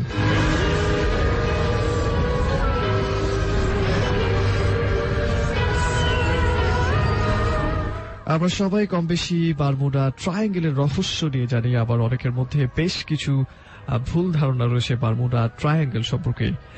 ঠিক এই মুহূর্তে বারমুডা ট্রায়াঙ্গেল এবং এর আগে জোন অফ সাইলেন্স নামক কিছু জায়গার ইনফরমেশন আপনাকে আমি দিয়েছি, এবং আপনি জেনে অবাক হয়েছেন যে একই অক্ষরে তারা অবস্থিত। সো এই মুহূর্তে বারমুডা ট্রায়াঙ্গেলের যেসব ইনফরমেশন আপনার কাছে রয়েছে, শুরুটা আপনাদের সাথে পরিচয় করিয়ে দিতে চাই বারমুডা ট্রায়াঙ্গেল মূলত কি। বারমুডা ট্রায়াঙ্গেলের রহস্য নিয়ে অনেকের অনেক ধরনের বিভ্রান্তিকর তথ্য ইন্টারনেটে রয়েছে, এবং সেখান থেকে যেসব ইনফরমেশন গুলো আমাদের কাছে গ্রহণযোগ্য মনে হয়েছে সেই ইনফরমেশন গুলো আমরা কালেক্ট করেছি। তাদের কাছে বারমুডা ট্রায়াঙ্গেল মানেই একটি রহস্যের ভান্ডার কারো কারো কাছে, এবং পুরো পৃথিবী কিন্তু বারমুডা ট্রায়াঙ্গেলকে একটি রহস্যময় জায়গা হিসেবে গ্রহণ করেছেন। বাট প্রত্যেকটা মানুষের মধ্যে একটি প্রশ্ন রয়েছে, সত্যি কি বারমুডা ট্রায়াঙ্গেলের কোনো রহস্য রয়েছে কিনা, কারণ প্রত্যেকটা মানুষ কিন্তু বারমুডা ট্রায়াঙ্গেল ফেস করতে পারে না। আমরা শুধু দূর থেকে জানি যে বারমুডা ট্রায়াঙ্গেল একটি রহস্যময় জায়গা। এই বিশেষ অঞ্চলকে অনেকে শয়তানের ত্রিভুজ হিসেবে নামকরণ করেন। এটিকে পৃথিবীর অন্যতম রহস্যময় স্থান বলে মানা হয়, কারণ এই পর্যন্ত এখানে যত রহস্যময় ও কারণহীন দুর্ঘটনা ঘটেছিল, অন্য কোথাও এত বেশি দুর্ঘটনা ঘটেনি বলে দাবি করা হয়। স্থানীয় আদিবাসীরা একে বলে থাকেন শয়তান বা পাপাত্তাদের ত্রিভুজ। জাদুকর পিসি সরকারের জাদুর কারিশমায় অনেক কিছু ভ্যানিশ হওয়ার গল্প আমাদের অনেকের হয়তো জানা রয়েছে, কিন্তু এই ম্যাজিকে ভ্যানিশ হয়ে যাওয়া হুবহু রয়ে যায়। মাঝে কেবল আমাদের বুদ্ধি আর ইন্দ্রিয়গুলোকে বোকা বানানো হয়, কিন্তু কুখ্যাত শয়তানের দ্বীপ কিংবা বারমুডা ট্রায়াঙ্গেলকে কেন্দ্র করে প্রচলিত গল্প কিংবা ঘটনাগুলোর রহস্য আজও উন্মোচিত হয়নি। তবে লরেন্স ডেভিড কাসচি 1975 সালের দিকে এর কিছুটা রহস্য উন্মোচিত করেন বলে দাবি করেছেন। আজ আমি আপনাদের সামনে এরকম কিছু রহস্যের কথা অবশ্যই বলতে চাই, এবং তারও আগে এর অবস্থানটা একটু বলে দিতে চাই। বারমুডা ট্রায়াঙ্গেলের অবস্থান মূলত ক্যারিবীয় সমুদ্রে। আমি এই ইনফরমেশনটা আরেকবার রিপিট করছি। বারমুডা ট্রায়াঙ্গেলের অবস্থান মূলত ক্যারিবীয় সমুদ্রে। এর এক প্রান্ত হচ্ছে বারমুডায়, অন্য প্রান্তটি মার্কিন যুক্তরাষ্ট্রের ফ্লোরিডার মায়ামি, এবং আরেকটি প্রান্ত স্পর্শ করেছে পুয়ের্তো রিকোর সাজ জুয়ান এলাকায়। ত্রিভুজাকার এই অঞ্চলটি মোট আয়তন 114 লাখ বর্গ কিলোমিটার বা 44 লাখ বর্গ মাইল। এটি 25 থেকে 40 ডিগ্রি উত্তরাংশ এবং 55 থেকে 58 ডিগ্রি পশ্চিম দ্রাঘিমাংশের মধ্যে অবস্থিত। অবশ্য এই বিন্দু নির্ধারণ নিয়েও অনেকগুলো বিতর্ক রয়েছে। বেশিরভাগ লেখক গবেষকই এই নির্দিষ্ট অঞ্চলকে চিহ্নিত করেছেন সীমানা বরাবর মিয়ামি, সান জুয়ান, পুয়ের্তো রিকো, মধ্য আটলান্টিক আর বারমুডা নিয়ে তৈরি একটি ত্রিভুজ, যা বলা ভালো একটি ট্রপিজিয়াম আকৃতির চতুর্ভুজ। তবে বেশিরভাগ হারিয়ে যাওয়ার ঘটনাগুলো ঘটেছে দক্ষিণ সীমানায়, বাহামা দ্বীপপুঞ্জ ঘিরে এবং ফ্লোরিডা উপকূলের আশেপাশে। আপনারা অনেকেই জানবেন যে বারমুডা ট্রায়াঙ্গেল এখন পর্যন্ত এত বেশি বিমান চুষে নিয়েছে সেই এলাকায়, যেটি সত্যি রহস্যজনক একটি ব্যাপার, এবং বেশিরভাগ চুষে নেওয়া বিমানগুলো মূলত গিয়েছে ফ্লোরিডা উপকূলের আশেপাশে, এমনটা বলা হয়ে থাকে। কত জাহাজ বা বিমান হারিয়ে গেছে এই এলাকায়, সেগুলো বেশিরভাগেরই কোনো রহস্য উদ্ঘাটন সম্ভব আজও হয়নি। রহস্যের শুরু হয়েছিল 1950 সালের সেপ্টেম্বর মাসের 16 তারিখে। অ্যাসোসিয়েট প্রেসের এক প্রবন্ধে সাংবাদিক EVW জোন্স প্রথম বারমুডা ট্রায়াঙ্গেলের অস্বাভাবিক ঘটনার কথা লিখেছিলেন, এবং এরপর থেকে সেই জায়গাটা এখন পর্যন্ত একটি রহস্যময় জায়গা। আমরা এ পর্যায়ে যেটা করবো সেটা হচ্ছে কিছু SMS পড়ে দিব, এবং SMS এর পর আমরা একজন শ্রোতা নিয়ে হাজির হয়ে যাব ভৌতিকের এই আয়োজনে। SMS এর মাধ্যমে আপনি লিখে জানান দিতে পারেন আপনার মতামতগুলো। লিখুন আপনার মোবাইলের মেসেজ অপশনে গিয়ে প্রথমে লিখুন AR স্পেস স্পেস আপনার নাম স্পেস আপনার লোকেশন স্পেস আপনার কথা লিখে পাঠিয়ে দিবেন 2323 নাম্বারটি লিখেছে আমাদেরকে সজীব জিঞ্জিরা থেকে। আমি এবং আমার ওয়াইফ শুনছি খুব ভয় লাগছে। রাশেদ আছে আমাদের সাথে মিরপুর থেকে। আমি আরো ভয় পেতে চাই, নিশ্চয়ই আমরা চেষ্টা করছি। তরুণ রকি আছে আমাদের সাথে ডেমরা থেকে। আমি আপনাদের নিউ ফ্রেন্ড, আপনাদেরকে শুনছি, অনেক ভয় লাগছে, ভালো লাগছে, সবসময় থাকবে এমনটাই প্রত্যাশা করছে। স্বাগত জানাচ্ছি আপনাকে ভৌতিক 90.8-এ। জুয়েল রান আছে আমাদের সাথে জয়পুর থেকে। ভাইয়া আমি আপনাদেরকে শুনছি, কিন্তু আজ প্রথম SMS করলাম। স্বাগত জানাচ্ছি আপনাকে। নিহাল আছে আমাদের সাথে মুন্সিগঞ্জ থেকে। জুডি আছে আমাদের সাথে নারায়ণগঞ্জ থেকে, খুব ভালো লাগছে। আমিদ আছে আমাদের সাথে ঢাকা থেকে। নতুন বন্ধু অপু আছে আমাদের সাথে নরসিংদী থেকে, শুনছি। আমি আর আমার বন্ধুরা মিলে অনেকে শুনছি। আমাদের সাথে আছে আফনান ঢাকা থেকে, বিথি আছে ঢাকা থেকে আমাদের সাথে, নাহিদ ঢাকা থেকে আছে, সে অসুস্থ তারপর আমাদেরকে শুনছে। মনিরুজ্জামান আছে আমাদের সাথে ঢাকা ইউনিভার্সিটি থেকে। আমি তোমাদের নতুন বন্ধু এমনটাই লিখে জানিয়ে দিয়েছি। আপনাদেরকে স্বাগত জানাচ্ছি ভৌতিক 90.8-এ।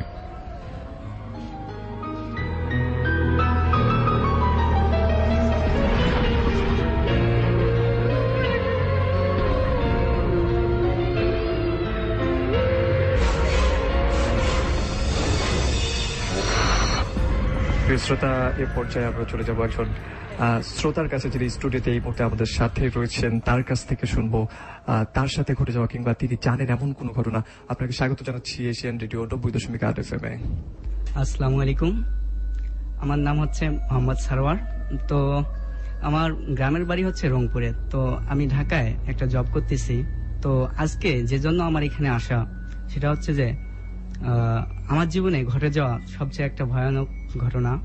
সেটা হচ্ছে যে একদিন রাত্রে আমি, তখন ইলেকট্রিসিটি ছিল না, তো গরমে আমি আমাদের বাসার মূল গেটটা খুলে একটু বাইরে দাঁড়ালাম।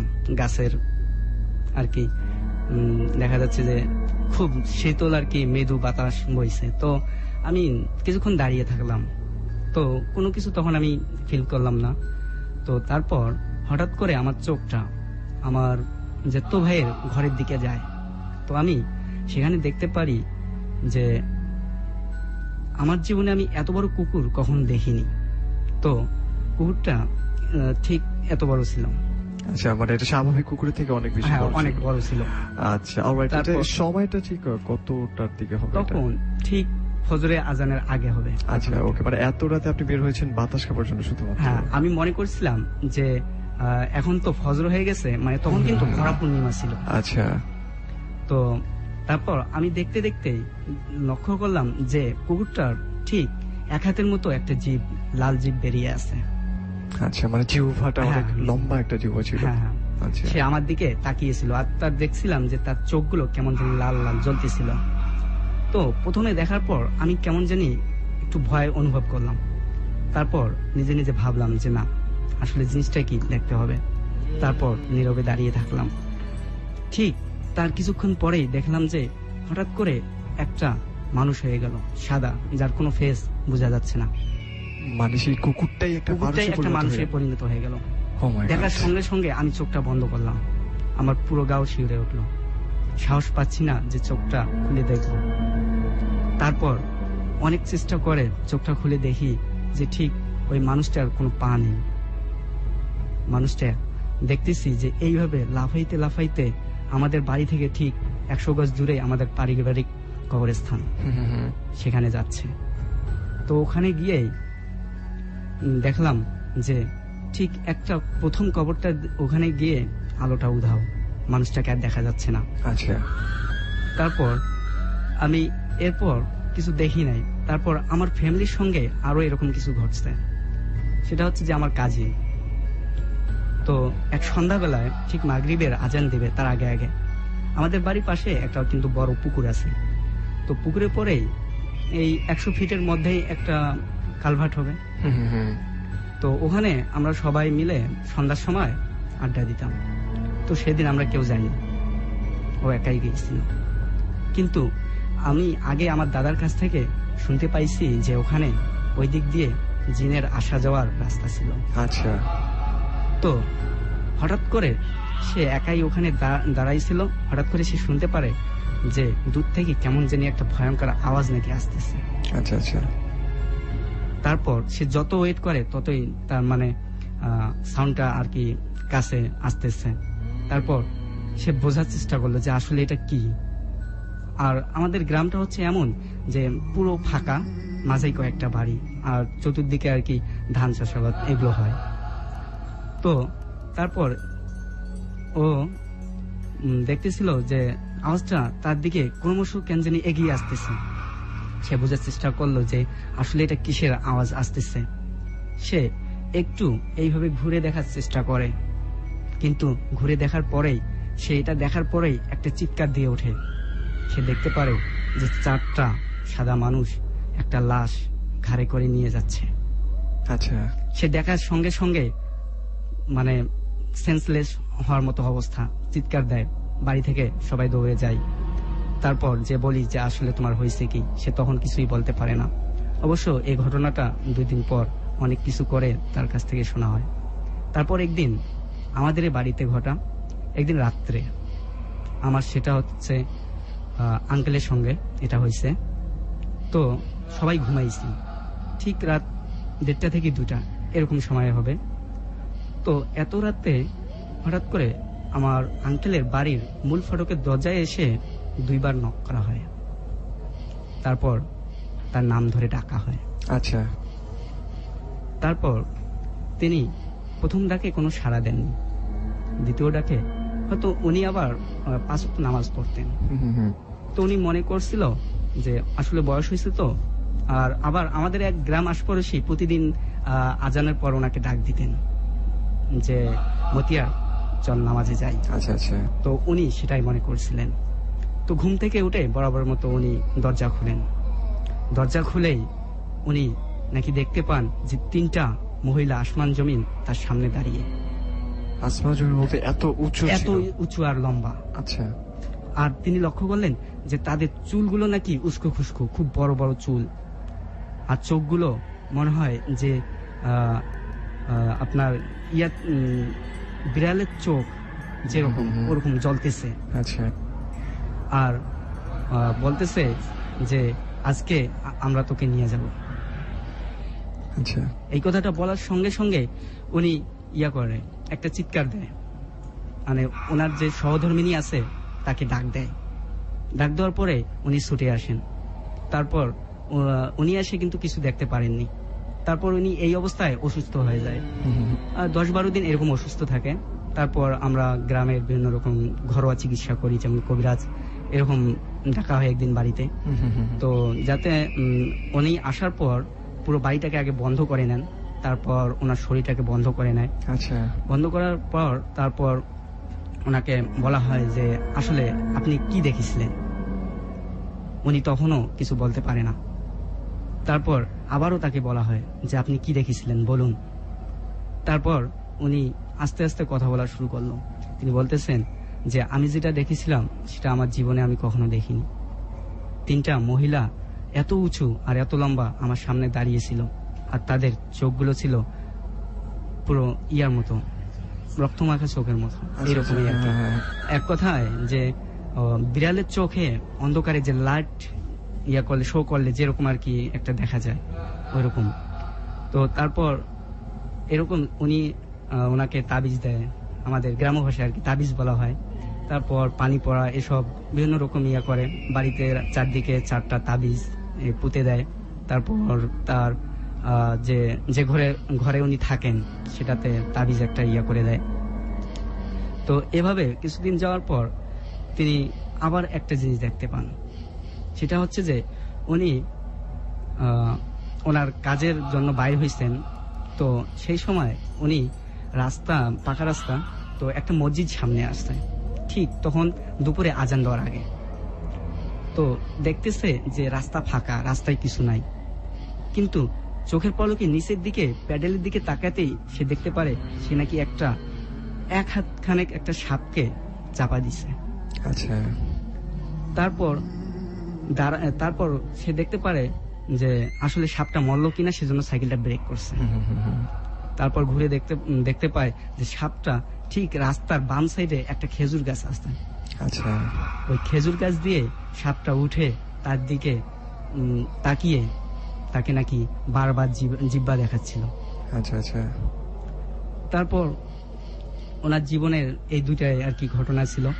আর আরেকটা হচ্ছে যে আমার আর এক আঙ্কেল, উনি হচ্ছেন সিভিল ইঞ্জিনিয়ার।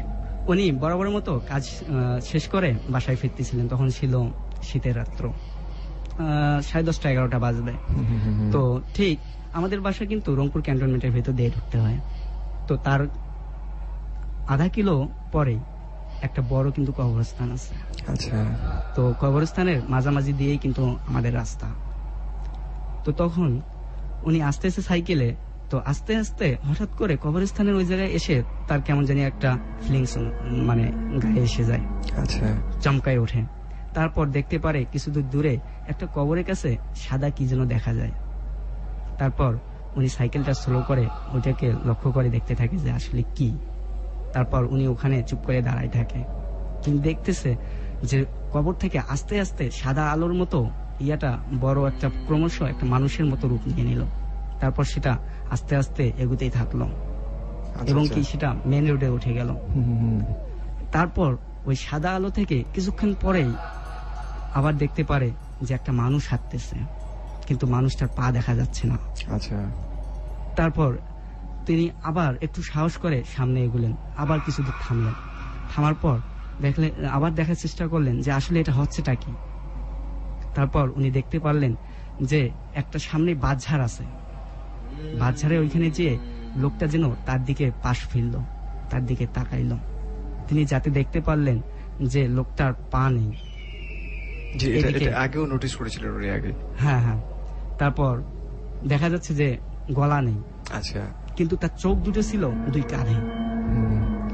এটা দেখার পর তিনি খুবই প্রচন্ড ভয় পেয়ে যায় এবং ততক্ষণে কিন্তু ঠিক উনি একটা বাড়ির পাশে এসে পড়ে। তারপর উনি ওই বাড়িতেই যে ঢোকে। তারপরে ওই রাত্রটা তিনি ওখানেই থাকেন, আর সামনে মানে আসার কোনো রকম সাহসিকতা হয়তো ছিল না তার মধ্যে। তারপর উনি বাড়িতে আসেন। তারপর একদিন উনি ফজরে নামাজ পড়তে যান। ফজরে নামাজ পড়ে এসে হঠাৎ করে তার জ্বর এসে যায়। ওই জ্বরেই তাকে আমরা মেডিকেলে ভর্তি করাই। তো মেডিকেলে অনেক কয়েকদিন থাকলো। থাকার পর কোন রকম তার আর কি অবস্থার উন্নতি বোঝা গেল না। তারপর আবারও আমরা ওই গ্রাম্য পদ্ধতিতে একজন কবিরাজ ডাক দেই। তো কবিরাজ যা আর কি এসে যা বলল যে আসলে ওনার উপর কোনো একটা আর কি মানে যেটাকে বলা হয় অশরীরী কোনো হয়তো এইরকম কিছু একটা তার উপর ভর করেছে। ওকে।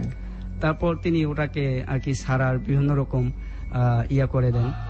তারপর উনি সুস্থ হয়ে ওঠেন। আর আমার সঙ্গে এখনো ইদানিং, যেমন এর আগে আমি আমার একটা ঘটনা বলছিলাম যে আমার চোখে দেখা এরকম একটা কুকুরের মতো, তো আমি এখনো যে জায়গায় আছি, আমি যদি কোনো একটা কাজ করতে ধরি, আমি কিন্তু এক রুমে একাই থাকি, কিন্তু আমি বুঝতে পারি কিছু একটা ছায়া আমার রুমে যেন ঢুকলো। আচ্ছা আচ্ছা। আমি সেটা ফিল করতে পারি। আচ্ছা আচ্ছা। কিন্তু আমার ভয় হয় না, কেন জানি। এটার সাথে হয়তো আপনি কারণ এটার আমি অভ্যস্ত ছিলাম। কেন, আমাদের বাড়িতে আমার দাদু বেঁচে থাকতে জিনের আসা যাওয়া ছিল। আর তারপর ঠিক আমি যখন ঘুমাবো, যখন আমার তন্দ্রা আসবে, তখনই আমার বেডটা কেমন জানি একটা নড়া দিয়ে ওঠে। আচ্ছা। প্রতিদিনের মতো, প্রতি রাতেই। আচ্ছা, হোপফুলি সামনের থেকে হয়তো এই ধরনের কোনো ঘটনা আপনার সাথে ঘটবে না। Thank you so much. কিছু ক্ষুদ্র ঘটনা আপনার কাছ থেকে শুনলাম। স্টুডিওতে সময় দেওয়ার জন্য অসংখ্য ধন্যবাদ। আচ্ছা, আপনাকেও ধন্যবাদ এবং এশিয়ান পরিবারকেও অনেক ধন্যবাদ।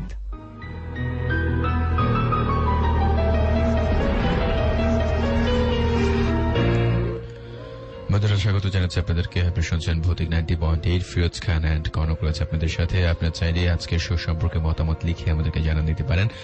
আজকের ঘটনাগুলো কেমন লাগছে, লিসেনারের গল্পটা আপনার থেকে কেমন লাগছে, সে কথাগুলো লিখুন আপনার মোবাইলের মেসেজ অপশনে গিয়ে প্রথমে টাইপ করুন AR স্পেস আপনার নাম স্পেস আপনার লোকেশন স্পেস আপনার কথাবার্তাগুলো লিখে পাঠিয়ে দিবেন 2323 এই নাম্বারটিতে। আর আপনার যদি আপনার সাথে ঘটেছে অথবা আপনি স্টুডিওতে এসে আপনার ঘটনাটি বলতে পারবেন, সেই ঘটনাটি আমাদের কাছে লিখে পাঠাতে পারেন। সেটি আমরা নিজেরা পড়ে আপনাদের অনিয়ার করব, সব বন্ধুদের সাথে শেয়ার করব। ঘটনাগুলো যদি পাঠাতে চান, নিশ্চয়ই আপনাকে একটি পদ্ধতি অবলম্বন করতে হবে, www.facebook.com/bhautik90.8। সেখানে ইনবক্সে এসে আপনার ঘটনাটি লিখে বাংলায় লিখে আমাদের কাছে পাঠিয়ে দিবেন। আমাদের সাথে এই মুহূর্তে দেখতে পাচ্ছি SMS এর মাধ্যমে যুক্ত আছে আলামিন DOSS। বাড়িধারা থেকে। আমি আপনাদের নতুন বন্ধু আপনাদের শুনছি, অনেক ভালো লাগছে, ভয় পাচ্ছে আমরা লিখেছে। শান্ত আছে আমাদের সাথে, খুব ভালো লাগছে, প্রথমবারের মতো শুনছে। আচ্ছা, সে বাথরুমে যেতে ভয় পাচ্ছে আমাদের এই শরীর শুনে, আমরা লিখেছে। শিহাব আছে আমাদের সাথে ঢাকা থেকে লিখেছে, আপনাদের স্টোরিগুলো অনেক ভালো লাগছে, আরো ভয় পেতে চাই, নিশ্চয়ই চেষ্টা করছি। কাউসার আছে আমাদের সাথে, নতুন বন্ধু, সে ক্লাস 6-এ পড়ে তারপর আমাদেরকে শুনছে। এমডি খালিদ আছে আমাদের সাথে উত্তরা থেকে, রাত জেগে আপনাদেরকে শুনছি, বাট অনেক অনেক আচ্ছা ভালো লাগছে আমরা লিখেছে। রেদওয়ান আছে আমাদের সাথে, রাবে আছে টঙ্গী থেকে, একা একা রুমে লাইট অফ করে আপনাদেরকে শুনছি, খুব ভয় লাগছে। জুনায়েদ আছে আমাদের সাথে আছে তানহা, লোকেশন হচ্ছে ড্যামরা থেকে লিখেছে। আচ্ছা, প্রথম আপনাদেরকে এসএমএস করছে, আপনাদেরকে অনেক ভয় লাগছে আমরা শুনতে, স্বাগত জানাচ্ছি আপনাকে ভৌতিক 90.8 এ। আবির আছে আমাদের সাথে, জুনায়েদ আছে আমাদের সাথে, জুথি আছে আমাদের সাথে, কাউসার আহমেদ, আব্দুল হুসাইন আছে আমাদের সাথে, রুবেল আছে লালবাগ থেকে, কে আছে আমাদের সাথে শান্তিনগর থেকে, আদনান আছে, রিপন আছে, রেদওয়ান, মনির আছে, অসংখ্য বন্ধুরা আমাদের সাথে এই মুহূর্তে দেখতে পাচ্ছি এসএমএস এর মাধ্যমে যুক্ত আছে। ফেসবুকে রয়েছেন সাগর শেখ রনি, তিনি বলছেন নারায়ণগঞ্জ থেকে আমার ব্রো সাদ্দামকে সাথে নিয়ে শুনছি। ভৌতিক is the awesome show than any other show. Thank you bro for giving this show rockstar. Thank you. আপনার এই কমেন্টে হয়তো আমাদেরকে আরো অনেক দূর পর্যন্ত নিয়ে যাবে। পথ হারা রাব্বি, তিনি আমাদেরকে শুনছেন। কল্পনা রাজকুমার, আচ্ছা ওকে, আমি বলবো যে যারা এরকম ফেক আইডি ব্যবহার করছেন তারা নিজের নামটি লিখবেন কমেন্টে, যাতে করে আমরা পড়তে পারি। রোমিও রাসেল আমাদের সাথে রয়েছেন, again the sheet name well. Kalpana Rajkumar again লিখেছেন MIN হাজ, তিনি আমাদের সাথে রয়েছেন, বলছেন রোমান্টিক না, নট রিয়েলি। আপনি একটু মনোযোগ দিয়ে শুনুন, তাহলে বুঝতে পারবেন ইট ইজ রিয়েলি হরর। রয়েছেন আমাদের সাথে হিমু, তিনি বলছেন আমাদেরকে কমেন্ট কেন পড়া হয় না, পড়ে ফেলা। মাহিন ইসলাম সাগর বলছেন আপনাদের স্টোরি আমার ছোট ভাই জিতু তালুকদার ভয়ে কান্না করে দিয়েছে। ছোটদের জন্য আমি বলবো যে প্লিজ আপনারা ছোটদেরকে শোনাবেন না, বিকজ আমি ব্যক্তিগত যেটা জানি আমার নিজের ভাগিনা পর্যন্ত এই শোয়ের সাউন্ডটা পর্যন্ত শুনতে পারে না, সো তাদের জন্য মানসিক সমস্যা হতে পারে, সো প্লিজ ছোটদেরকে শোনাবেন না এই শোটা। রবীন রাজ আমাদের সাথে রয়েছেন, আর রয়েছেন আমাদের সাথে শেখ আব্দুল্লাহ মামুন। এ পর্যায়ে আমরা যেটা করবো, আরেকটা স্টোরি শুনবো, আপনার কমেন্ট গুলো করবেন facebook.com/Asian Radio সেই ঠিকানা, এবং SMS করবেন 2323 এই নাম্বারে।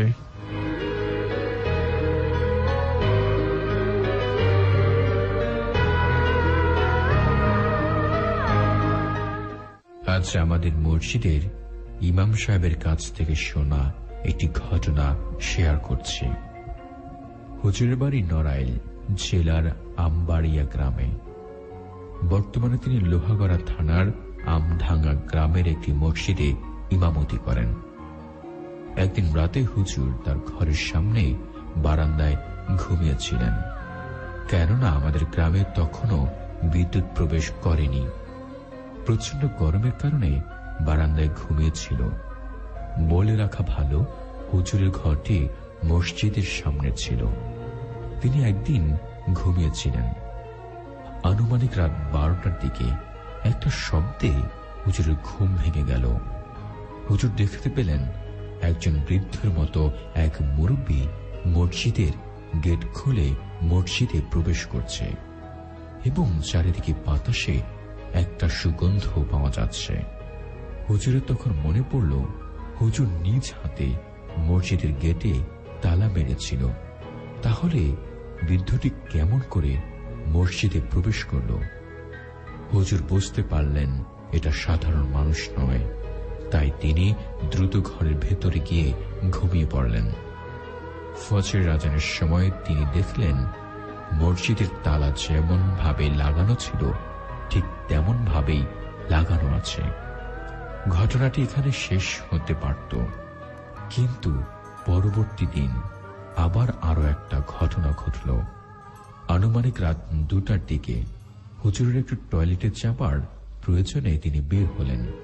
তিনি যখন বের হলেন, দেখতে পেলেন অনেক লম্বা মানুষের মতো কি একটা টয়লেটের ছাদের উপর একটি পা এবং পাশের একটা নারিকেল গাছের উপর আরেকটি পা দিয়ে দাঁড়িয়ে আছে এবং হুজুরের দিকে তাকিয়ে হাসছে। হুজুর ভয় পেয়ে অতি দ্রুত রুমে চলে গেলেন। পরের দিন হুজুর মসজিদের সকলের কাছে ঘটনাটি তুলে ধরল এবং হুজুরের অনুরোধে সুজন নামে একটা ছেলে হুজুরের সাথে থাকতে রাজি হল এভাবে কিছুদিন যাবার পর হুজুরের এক বন্ধু বেড়াতে আসলেন হুজুরের কাছে। তিনি জিন ছাড়াতে পারতেন। তার নাম ছিল রবি। তিনি রাতে হুজুরকে বললেন যে এই মসজিদের আশেপাশে দুটা জিন থাকে।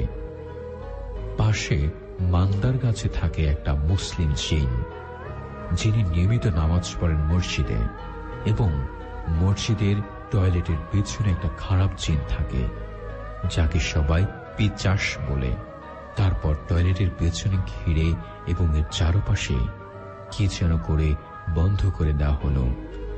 এরপর থেকে হুজুর আর কোনো এরকম ঘটনার মোকাবেলা করেনি। ভালো লাগলে পড়ে শোনাবেন। আমি আব্দুল্লাহ।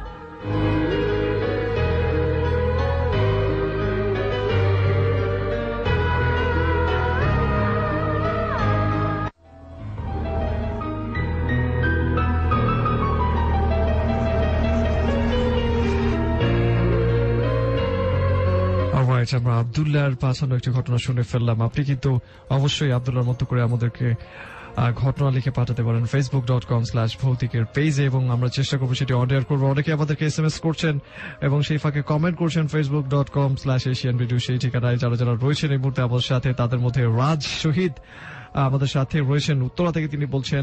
মন্ডল নামের আরেকজন রয়েছেন আমাদেরকে।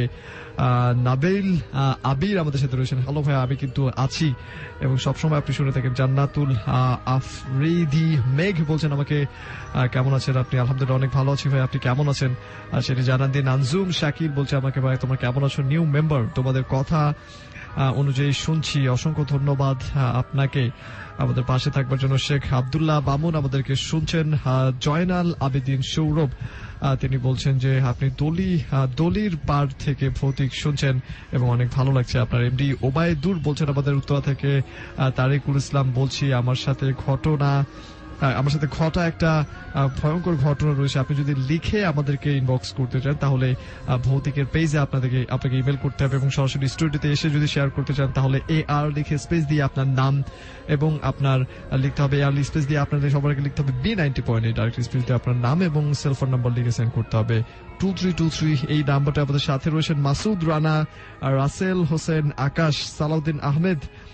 তিনি বলছেন আমাদেরকে, রাসেল হোসেন আকাশ বলছেন আমার কাছে কিছু স্টোরি রয়েছে, প্রত্যেকের জন্য সেম রুলস, অবশ্যই ভৌতিকের পেজে সেন্ড করবেন এবং স্টুডিওতে আসার জন্য সেই একই নিয়ম। ইসরাত জাহান জান্নাত বলছেন আমাদেরকে যে আপনাদের নতুন ফ্রেন্ড লাইট অফ করে একা রুমে বসে শুনছি, খুব ভয় লাগছে বাট এনজয় করছি অনেক। ওকে, আপনি যদি এনজয় করেন তবেই আমাদের সার্থকতা। SMS কে রয়েছেন। হ্যালো বন্ধুরা, আপনাদেরকে বলছি আপনাদের আজকের এই শো হচ্ছে ভৌতিক 90.8 নিশ্চয়ই আপনাদের এই শো আপনাদের থেকে কেমন লাগছে, ঘটনাগুলো কেমন লাগছে, ভয় পাচ্ছেন না আরো ভয় পেতে চান? আপনাদের মতামত আমাদেরকে লিখে পাঠান। লিখুন আপনাদের মোবাইলের মেসেজ অপশনে গিয়ে প্রথমে টাইপ করুন AR স্পেস আপনার নাম স্পেস আপনার লোকেশন স্পেস আপনার কথা লিখে পাঠিয়ে দিবেন 2323 এই নাম্বারটিতে। আর যদি আপনি চান যে আপনার ঘটনা আমরা অন এয়ার থেকে পড়ে শোনাই, তাহলে সেই ঘটনাটি লিখে পাঠাতে পারেন www.facebook.com/ভৌতিক90.8। SMS এর মাধ্যমে আমাদের সাথে অনেকেই যুক্ত আছে। ধুলনা আছে আমাদের সাথে গাজীপুর থেকে, আমি আজ প্রথম শুনছি, অনেক ভয় লাগছে। আনোয়ার আছে সূত্রাপুর থেকে, প্রথম SMS করলাম, ওয়েলকাম করছে আপনাকে এশিয়ান রেডিও 90.8 FM লিখেছে। অর্ণব আছে আমাদের সাথে ওয়ারি থেকে, শুনছে আজ প্রথম শো শুনছে এবং খুব ভয় লাগছে। কানিজ ফাতেমা নিধি আছে, অনেক ভয় পাচ্ছি, 2টো পর্যন্ত আছে আমাদের সাথে। সুবর্ণ আছে আমাদের সাথে সাউথ উত্তরা থেকে আছে আমাদের সাথে, আজ প্রথম শুনছে, নাম হচ্ছে তমা আছে আমাদের সাথে লালবাগ থেকে, খুব ভয় পাচ্ছে। তন্ময় আছে সাভার থেকে, প্রথম SMS পাঠিয়েছে। আচ্ছা, সুজন আছে আমাদের সাথে লালবাগ থেকে, নাইস। আচ্ছা, আমাদের কণ্ঠদার ভালো লাগছে এবং ঘটনাগুলো অনেক ভয়ঙ্কর এমনটা লেগেছে। সুফিয়ান আছে, ভাই আমাদের খুব ভয় পাচ্ছে, আমরা অনেকে শুনছি। জোনাকি আছে আমাদের সাথে এয়ারপোর্ট থেকে, ভাইয়া আমি আর আমার কাজিন একসাথে শুনছি, রুমের লাইট অফ করে এমনটাই লিখেছে। আমাদের সাথে আছে মোতালেফ হোসেন, আমাদের সাথে আছে এমডি মফিকুল ইসলাম রাজশাহী থেকে, স্বপ্ন আছে আমাদের সাথে বাড্ডা থেকে, নিপা আছে আমাদের সাথে, কাইসার আছে আমাদের সাথে, তরিফুল ইসলাম ঝুলি আছে আমাদের সাথে বংশাল থেকে। এইভাবে অসংখ্য বন্ধুরা আমাদের সাথে যুক্ত আছে।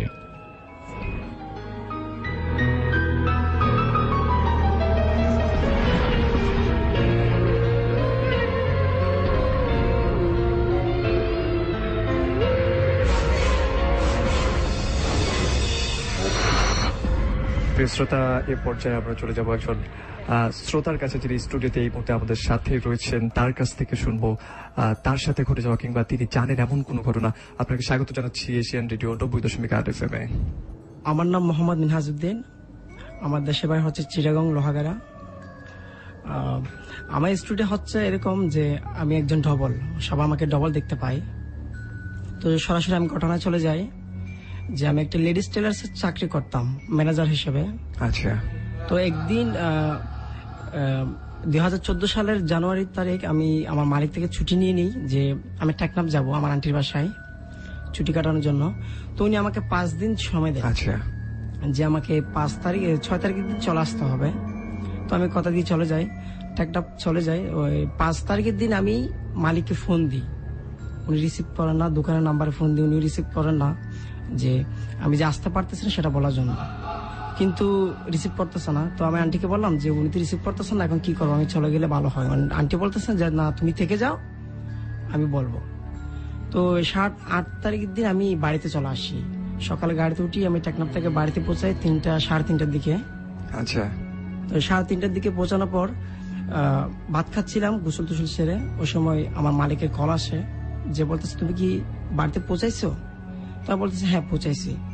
আচ্ছা তাহলে তুমি ঠিক আছে, তাহলে কালকে সকালে দোকানে চলে এসো। তো যেরকম বলা সেরকম কাজ। পরের দিন সকালে দোকানে যাই, তখন মালিক আসে 12টা সাড়ে 12টার দিকে। তো 12টা সাড়ে 12টার দিকে আসার পর তো উনি আমাকে বলেন সিরিয়াল নিছো? তার মধ্যে কিসের সিরিয়াল এটা বলার আগে আমার কাটিং মাস্টারটা ওই সিরিয়াল নাম্বারটা এগিয়ে দিয়ে বললো যে এই নিন সিরিয়াল। তো যখন মালিক চলে গেল তখন আমি জিজ্ঞেস করলাম কি হয়েছে রাসেল ভাই, কিসের সিরিয়াল, আমার থেকে জিজ্ঞেস করতেছে। তো রাসেল ভাই আমাকে বলতেছে তুমি না আমাকে কালকে সিরিয়াল দিয়ে গেলা, যে তাহার ভাই বলছে যে তোমাকে সিরিয়াল নিতে সাতখান গিয়ে হসপিটাল থেকে ওনার আব্বার জন্য। তা বললাম কি আমি তো কালকে তো এখানে আসিনি, তুমি কি পাগল হয়েছো নাকি গাঁজা খাইছো? কালকে দোকানে আসলা, ডিউটি করলা। অনেকটা খারাপ লাগতেছিল, কি আমি ওদেরকে বলে কিন্তু বিশ্বাস করাতে পারছি না যে আমি দোকানে ছিলাম। আপনি ছিলেন না? আচ্ছা। তখন আমি আমার আন্টিকে ফোন দিই যে আন্টি কি এখানে কি আমি কি নাকি সিরিয়াল নিছি। তখন সবাইকে যখন বলতেছি এটা কোথাও ভুল হচ্ছে, তখন আমার মালিক যখন আসে দোকানে ঘন্টাখানেক পর ওনাকে কথা বলে।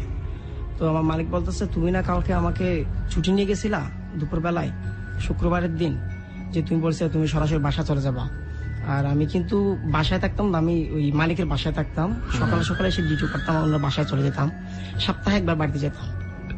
তো উনি বলতেছে যে তুমি ছুটি কাটায় আসছো, আর বলছিলা একদিন তোমার আর্জেন্ট ছুটি লাগবে, তুমি দুপুরবেলা চলে যাবা। আর তোমাকে বলছিলাম তুমি সাতখানে গিয়ে একটা সিরিয়াল নিয়ে যাইও, পরের দিন আসার সময় আমাকে দিয়ে দিও। আর তোমাকে তো আমি তো কালকে ফোন করছিলাম, তুমি বলছিলা যে তুমি দোকানতে বাড়িতে পৌঁছাইছো, ভাত খাচ্ছ, এরকম বললা না? হ্যাঁ বলতেছি, কিন্তু আমি তো সাতখানে থেকে আসি, আমি তো আসছি টেকনাফ থেকে। শুরুতে যেটা বলেছিলেন আপনি টোটাল 4 দিন বা 5 দিনের ছুটি নিয়েছিলেন। আচ্ছা, এই মাঝখানে কি অন্য কেউ ডিউটি করেছে আপনার সেই টেইলারে? হ্যাঁ না, হ্যাঁ ওরা বলতে চাচ্ছে কি আমি ছিলাম। আচ্ছা, ওকে। আমি ডিউটি করছিলাম আর সব অর্ডার নিচ্ছিলাম। তখন আমি কনফার্ম হওয়ার জন্য ওই অর্ডার খাতাটা দেখতেছি আমার কোনো লেখা আছে কিনা, দেখতেছি সেম টু সেম আমার লেখা। আমি নিজেকে বিশ্বাস করাতে পারছি না। আর এটা সবাইকে প্রথমে শেয়ার করতেছি না, মনে মনে কে ফেলাম। পরে আমি ফ্রি হয়ে এই আমার আন্টিকে কল দিলাম, আন্টি আমি তোমার বাসা থেকে আসছি আজকে কদিন পর, কেন আজকে গতকালকে তুই গেলি, শিওর হয়ে গেলাম। আচ্ছা। তখন আমি এই ঘটনাটা পুরোপুরি আমার মালিককে বোঝালাম যে আমি তো আজকে আসছি। তো সবাই বলতেছে তো কালকে ছিল সেটাকে। আচ্ছা। সেটা চলে গেল। এরপর এই ঘটনাটা আর ঘটেনি, আমি ভুলে গেলাম। ঢাকায় আসলাম আপনার 2015 সালের 1 তারিখে।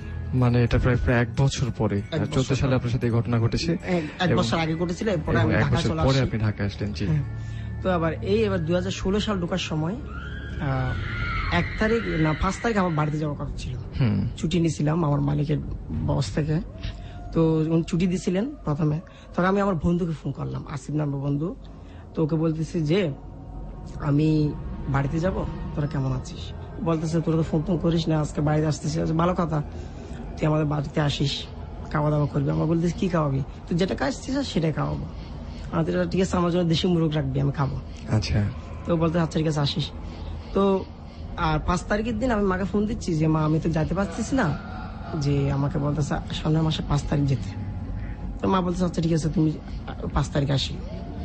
তখন আমার বন্ধুকে আর ফোন করা হয় না, আমারও খেয়াল ছিল না, কাজে ব্যস্ত ছিলাম। 10-15 দিন পর ওর কথা মনে পড়লো, আমি ওকে কল দিলাম যে কেমন আছিস, তুই যা করছিস না কেমন আছিস বলিস না, তোর উপর আমার ডাক্তার তোর ফোন দিয়ে নাই।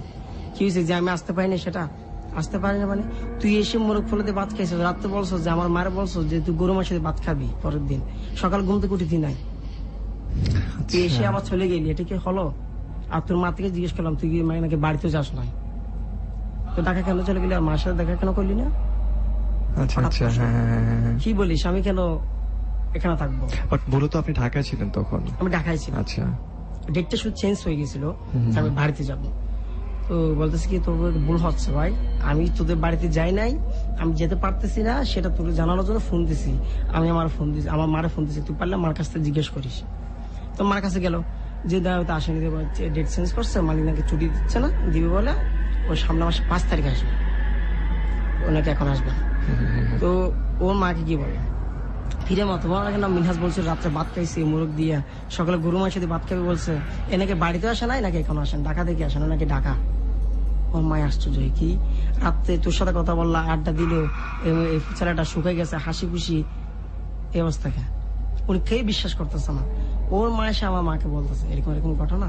তখন আমার মায়ের ওই আগের কথাটা মনে পড়ছে যে আগে 1 বছর আগে টেইলার্স এরকম একটা ঘটনা ঘটছে। আচ্ছা, ওকে। তখন আমার মা আমাকে বলতেছে ছেলে তোর কি হয়েছে, আমি তোকে কবিরাজ দেখাবো, এই ভালো একটা বৈদ্য হচ্ছে চট্টগ্রাম বাসে বৈদ্য বলে, ওকে আমি দেখাবো, তোকে ভালো করে চিকিৎসা করাবো, তোর কি হয়েছে আমি দেখবো। আর বলতেছে মা এগুলো বিশ্বাস করি না, পারলে আমার ডাক্তার দেখাই, আমি শুকাই যাচ্ছি একটু মোটা হওয়ার জন্য। আচ্ছা, এরকম বললাম, হাসি ঠাট্টার মধ্যে উঠে দিলাম। তো মা এত বিশ্বাস করে না। তো এই পর্যন্ত তখন আমার মনে খুব কষ্ট লাগতো যে এটা কি হচ্ছে আমার সাথে, কেন এরকম। তখন আমি সবসময় আল্লাহর কাছে দোয়া করতাম যেন যে মানুষটা করতেছে আমি যেন তারা একবার দেখতে পাই। আমার তো মনে মনে জানা হয়েছে যে কোনো কিছু কোনো শক্তি হতে পারে। তখন আমার স্বপ্নে আসছিল, আমি ওনাকে দেখি নাই, শুধু ওনার আওয়াজটা শুনতে পাইছি স্বপ্নে যেরকম হয়। উনি আসার সময় আমাকে সালাম দিলেন, সালাম দেওয়ার পর উনি আরবি মাসের কত তারিখ, ইংরেজি মাসের কত তারিখ, বাংলা মাসের কত তারিখ, সময় কয়টা আর কতক্ষণ কথা বলবে, এটা টাইমটা কিন্তু আমাকে জানাই দিছিল আগে। আচ্ছা, এটা আপনাকে স্বপ্নের মাধ্যমে জানিয়েছিল? স্বপ্নের মাধ্যমে জানাচ্ছে যে আপনি আমাকে সময় কতক্ষণ দিবেন, আমার থেকে অনুমতি নিচ্ছে। আমি বলতেছি ভাই আপনি সময় যতক্ষণ চান ততক্ষণ দিব, কিন্তু বা আপনি আমার পিছিয়ে লেগে আছেন কেন? এটার সমাধান আপনি চান আর কি? আচ্ছা। তো বলতেছে আমি তোমার জীবন আসছিলাম তোমার ক্ষতি করার জন্য প্রথম, এখন তোমার ভালো করতেছি, তোমাকে ভালো লাগতেছে না? সবাই তো আমাদের মতো চাই, তোমরা ইনসান হচ্ছে বেঈমান। ওই চট্টগ্রামের ভাষা বলতেছে আমাকে, তোমরা ইনসান হচ্ছে বেঈমান, তোমাদের সাহায্য করতে চাইলে তো তুমি তো নিচ্ছ না, তোমাদের মতো মানুষ কত সাধনা করে আমাকে পাওয়ার জন্য, আর তুমি? আমি বলছি আমার এরকম দরকার নাই, পারলে আপনি আবার কুটিপতি বানাই দেন, না এরকমই রাখেন। আপনি আমার কুটিপতি বানাতে পারবেন? তুমি তো লুবেল আসে পড়ছো, আমার বলতেছি আমি লুবেল আসবো না, আপনি আমার জীবন চালিয়ে চলে যান। আপনার জন্য আমি কত কথা শুনতেছি, কেউ আমার বিশ্বাস করে না, সবাই বলে আমি নাকি ডবল, আর সবাই আমি থাকা সত্ত্বেও আমাকে বলে তুই কি আসল নাকি নকল। আচ্ছা, খারাপ লাগে। এটা আপনার ব্যক্তি জীবনে যে অস্তিত্ব সেটার উপরে একটা সন্দেহ তৈরি করেছে। হ্যাঁ, সুন্দর তৈরি করেছে। আমার বন্ধু আমাকে ঠাট্টা মাস এটা কি আমার ভালো লাগে? তো বলতেছে তুমি কি চাও? বলছে আপনি আমার জীবন থেকে চলে যান। বলতেছে আমি তো যাবো না, আমি আসছি তোমার জীবনে থাকবো, তো আপনি এখন কি করবেন? আমি সবাইকে বলে দেবো আপনি আমার জীবন আছে, কেউ বিশ্বাস করবে না। আমি বলতেছি কেন করবে না? তুমি কোনো প্রমাণ দিতে পারবে না আমি যে আছি, তো আমি কি করবো? কিচ্ছু করার নাই, তুমি শুধু দেখতেই থাকো। তো বলতেছি আপনি যে প্রথমে বলছিলেন যে আপনি আমার ক্ষতি করতে আসছেন, তো ক্ষতি করতে আসলে আপনি ক্ষতি করতেছেন, উপকার কেন করতেছেন? স্বপ্নের মধ্যে বলতেছি, আমি ওনাকে দেখতেছি না। তো উনি বলতেছে কারণ আছে, তোমার জীবনে তুমি যখন তোমার মায়ের পেটে ছিলা, তোমার মায়ের উপর আমি ভর করি। আচ্ছা, ভর করি, যেটা সবাই আসরের দোষ বলে এরকম আর কি। তো তোমার মা সে বুঝতে পারেনি, যখন তুমি 6 মাস বয়স জন্ম হবার পর তোমার বাবা মারা যায়, তখন তোমাদের বাড়িটা কি অভাবে পূর্ণত হয়। আর তোমার তো কোনো ভাই বোন নাই, তোমার মা একজন, বাবা নাই, নানা বাড়িতে থাকো, সেজন্য আমি তোমার প্রতি কি দয়া দেখালাম। আর বলতেছে আপনার দয়া দরকার নাই, আপনি আমার জীবন থেকে চলে যান। তো বলতেছে আমি তো যাবো না, তুমি বললে কি আমি যাবো? বলতেছে টাইম শেষ হয়ে যাচ্ছে, অনেক কথা হয়ে যাচ্ছে, কিন্তু তবে আপনি আমার জীবন থেকে চলে যান। এরকম করতে করতে পজার আজান দিয়ে বলতেছে আমি বুঝতে পারিনি। তখন সে চলে গেল। তখন সকালে আমি বাড়িতে এখানে সবাইকে শেয়ার করলাম। তো বলতেছে এটা কিছু না, তুমি স্বপ্ন দেখছো, বাস্তবে না। কেউ কিন্তু এই কথা বিশ্বাস করে না, কিন্তু যার সঙ্গে আছে সেই বিশ্বাস করে আসলে কি। ঠিক, একদম। এই হচ্ছে আমার ঘটনা। আর এবং এর পর থেকে কি আপনি এই একই সিচুয়েশন ফেস করেছেন? না, এখনো ফেস করিনি। আচ্ছা, ওকে। কিন্তু আমার মনে হয় যে সে আমার আশেপাশে আছে, একটা ফিলিংস হয়। জি, আপনি যেটা বলছিলেন যে ফিলিংস হয় যে সে আমার সঙ্গে আছে, বা আমি একটা কাজ করতেছি ভুলে গেছি, যে মামা আমাকে ফোন দিল যে মিনহাজ নিচে ফাইলটা নিয়ে আয়, অথবা আমি অন্য একটা কাজে লেগে গেছি, দেখতেছি ফাইলটা নিচে চলে গেছে, মা বলতেছে আসতে হবে না, ফাইলটা পাইছি। আসলে কিন্তু ফাইলটা কিন্তু আমার এখানে ছিল। আচ্ছা, সেটা পাওয়ার কথা ছিল না। পাওয়ার কথা ছিল না। মামা আবার ফোন দিয়ে বলে আসতে হবে না, ফাইলটা পাইছি। আচ্ছা, আপনি স্বপ্নে যেমনটা দেখেছিলেন যে সে আপনাকে মূলত সাহায্য করতে চায়, এবং সেটাই সে করে যাচ্ছে আপনার আশেপাশে থেকে। হ্যাঁ, কিন্তু আমি তো জিজ্ঞেস করলাম কেন করতেছে, যে আমার বাবা যখন মারা যায়, আমার মায়ের দুঃখ দেয়, আমার মাকে সবাই বিয়ে করতে বলে, আমার মা বিয়ে করে নাই, আমাকে দেখে জীবন পার করে ফেলেছে। তো বলতেছে আমি ইনসানের মধ্যে একটা জিনিস দেখি হচ্ছে ভালোবাসা। সব মানুষের লোভ লালসা সবকিছু থাকতে পারে, কিন্তু তোর মায়ের সেটা ছিল না। তোকে তো সবাই তো ওই যে বিক্রি করে দিতে চাইছিল, তোর নানার বাড়ি, তোর মা তো বিক্রি করে না, তোকে তো রেখে দিচ্ছে, এবং সেটার জন্যই হয়তো সে আপনার আশেপাশে আছে, আশেপাশে আছে, সে সবসময় আমার পাশে থাকবে বলতেছে এটাই। আচ্ছা ভাই, থ্যাংক ইউ সো মাচ স্টুডিওতে এসে ঘটনা শেয়ার করবো। এবং আজকে যে ঘটনাটা আমরা শুনলাম, এটার মধ্যে শুধু ঘটনাই ছিল না, মূলত মেসেজ ছিল সবার জন্য। এবং অসংখ্য ধন্যবাদ। ধন্যবাদ আপনাকেও, এবং কি এশিয়ান রেডিও 90.8 কেও আমার ঘটনাটা শেয়ার করার জন্য, সুযোগ করে দেওয়ার জন্য।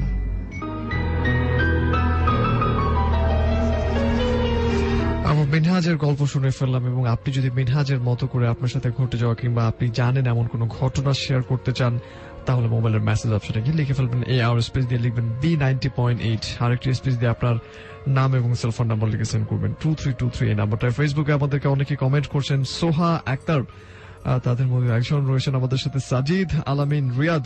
প্রথম ভৌতিক শুনছি, খুব ভালো লাগছে এবং একটু ভয়ও লাগছে, আপনার এমনটা জেনেছেন। সোহান আজম নামে একজন লিখেছেন, আমি তো ভেবেছিলাম আজ হবে না, আচ্ছা মনে কষ্ট পেয়েছিলেন, 1 ঘন্টা না 10 মিনিট আমরা পরে শুরু করেছি আজকে। আর নাসির আমাদের সাথে রয়েছেন, আমার মেসেজ পড়া হচ্ছে না, পড়ে ফেললাম। 10 মিনিট কেন তৈরি হয়েছে সেটার জন্য কৈফিয়ত চেয়েছেন এমডি তানভীর রিদওয়ান। রয়েছেন আমাদের সাথে সুমন আলী, তিনি টেনশনে ছিলেন কেন শুরু হচ্ছিল না। এবং রয়েছেন সাজিদ, বলছে ভাই আমি আজই প্রথম শুনছি, খুব ভালো লাগছে। আপনি ময়মনসিংহ থেকে শুনছেন।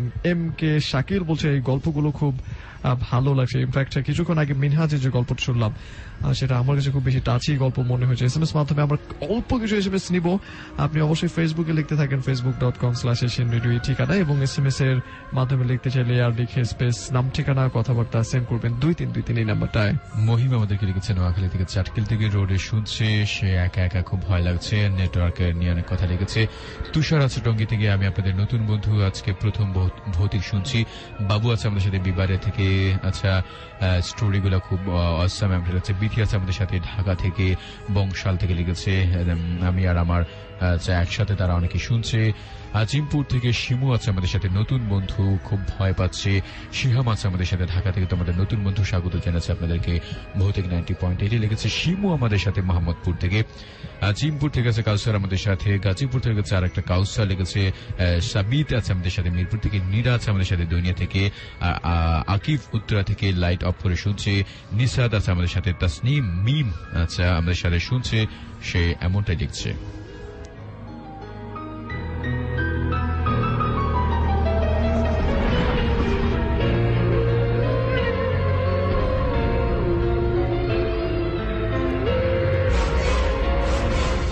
প্রিয় শ্রোতা, এ পর্যায়ে আমরা চলে যাব একজন শ্রোতার কাছে, যিনি স্টুডিওতে এই মুহূর্তে আমাদের সাথে রয়েছেন। তার কাছ থেকে শুনবো তার সাথে ঘটে যাওয়া কিংবা তিনি জানেন এমন কোন ঘটনা। আপনাকে স্বাগত জানাচ্ছি এশিয়ান রেডিও 90.8 FM এ। বন্ধুরা, আমি শাকিল বলছি। আমি যে ঘটনাটি আপনাদের সাথে শেয়ার করব সেটি হচ্ছে আমার বোনের কাছ থেকে শোনা। তো যেটা হয়েছিল আমাদের গ্রামের বাড়িতে, বাস থেকে নামার পরে এমন একটি জায়গা আছে যেখান থেকে বাড়ি, আমাদের যে নানু বাড়ি আছে ওইখানে যেতে অনেক সময় লাগে। তো রাতে যারা রওনা দেয়, সকাল ভোরে যখন পৌঁছায়, ওইখানে পৌঁছানোর পরে দেখা যাচ্ছে যে 4টার দিকে, আমরা যদি রাতে রওনা দিই 4টার দিকে ওইখানে পৌঁছাবো। তো 4টার দিকে গেলে ওইখানে তেমন কোনো বাড়ি যাওয়ার মতো, মানে নানুদের বাড়িতে যাওয়ার মতো তেমন কোনো যানবাহন পাওয়া যায় না, শুধুমাত্র কিছু ভ্যান গাড়ি পাওয়া যায়। আচ্ছা, এর মানে হচ্ছে তার বাসাটা ছিল মূলত বাস স্ট্যান্ড থেকে আরো দূরে। হ্যাঁ। আচ্ছা আচ্ছা, ওকে। তো এমনই এক সময় গেল, তো আমাদের ওইখানে পাশের বাড়িতে, নানুদের পাশের বাড়িতে একজন ভ্যান চালক ছিল। তো মূলত ঘটনাটি তাকে নিয়ে ঘটা। আচ্ছা। তো একদিন সকালে মেবি 4:30টার দিকে সে বের হয়ে গেছে। সকালে তাড়াতাড়ি, যত তাড়াতাড়ি যাবে তত তাড়াতাড়ি সে প্যাসেঞ্জার নিতে পারবে, যাই হোক। তো গেল ভালো, সকাল 4:30টার দিকে উনি বাসা 4:45টার দিকে বের হলো। বের হওয়ার পরে ওইখানে গেল, তোর রাস্তা মাঝখানে তো উনি দেখলো যেটা একজন হুজুর পাঞ্জাবি পরা, সাদা পাঞ্জাবি পরা, টুপি পরা একটা বাচ্চাকে কোলে নিয়ে দাঁড়িয়ে আছে রাস্তায়। তো সে তেমন কিছু মনে নিল না, কারণ হচ্ছে সকালবেলা হয়তো বা হুজুর নামাজ পড়ে কোথাও যাচ্ছে বা নামাজ পড়তে যাবে। তো হুজুর তাকে ইশারা করে থামতে বললো, উনি থামলো। থামার পরে বলতেছে যে আচ্ছা আমাকে একটু সামনে নিয়ে যাবেন, মানে হচ্ছে আমার বাচ্চা খুব অসুস্থ, তো আমাকে একটু সামনে নামিয়ে দিলে হবে। তো উনি চিন্তা করলো বিপদে পড়ছে, ঠিক আছে ওকে আচ্ছা ওঠেন।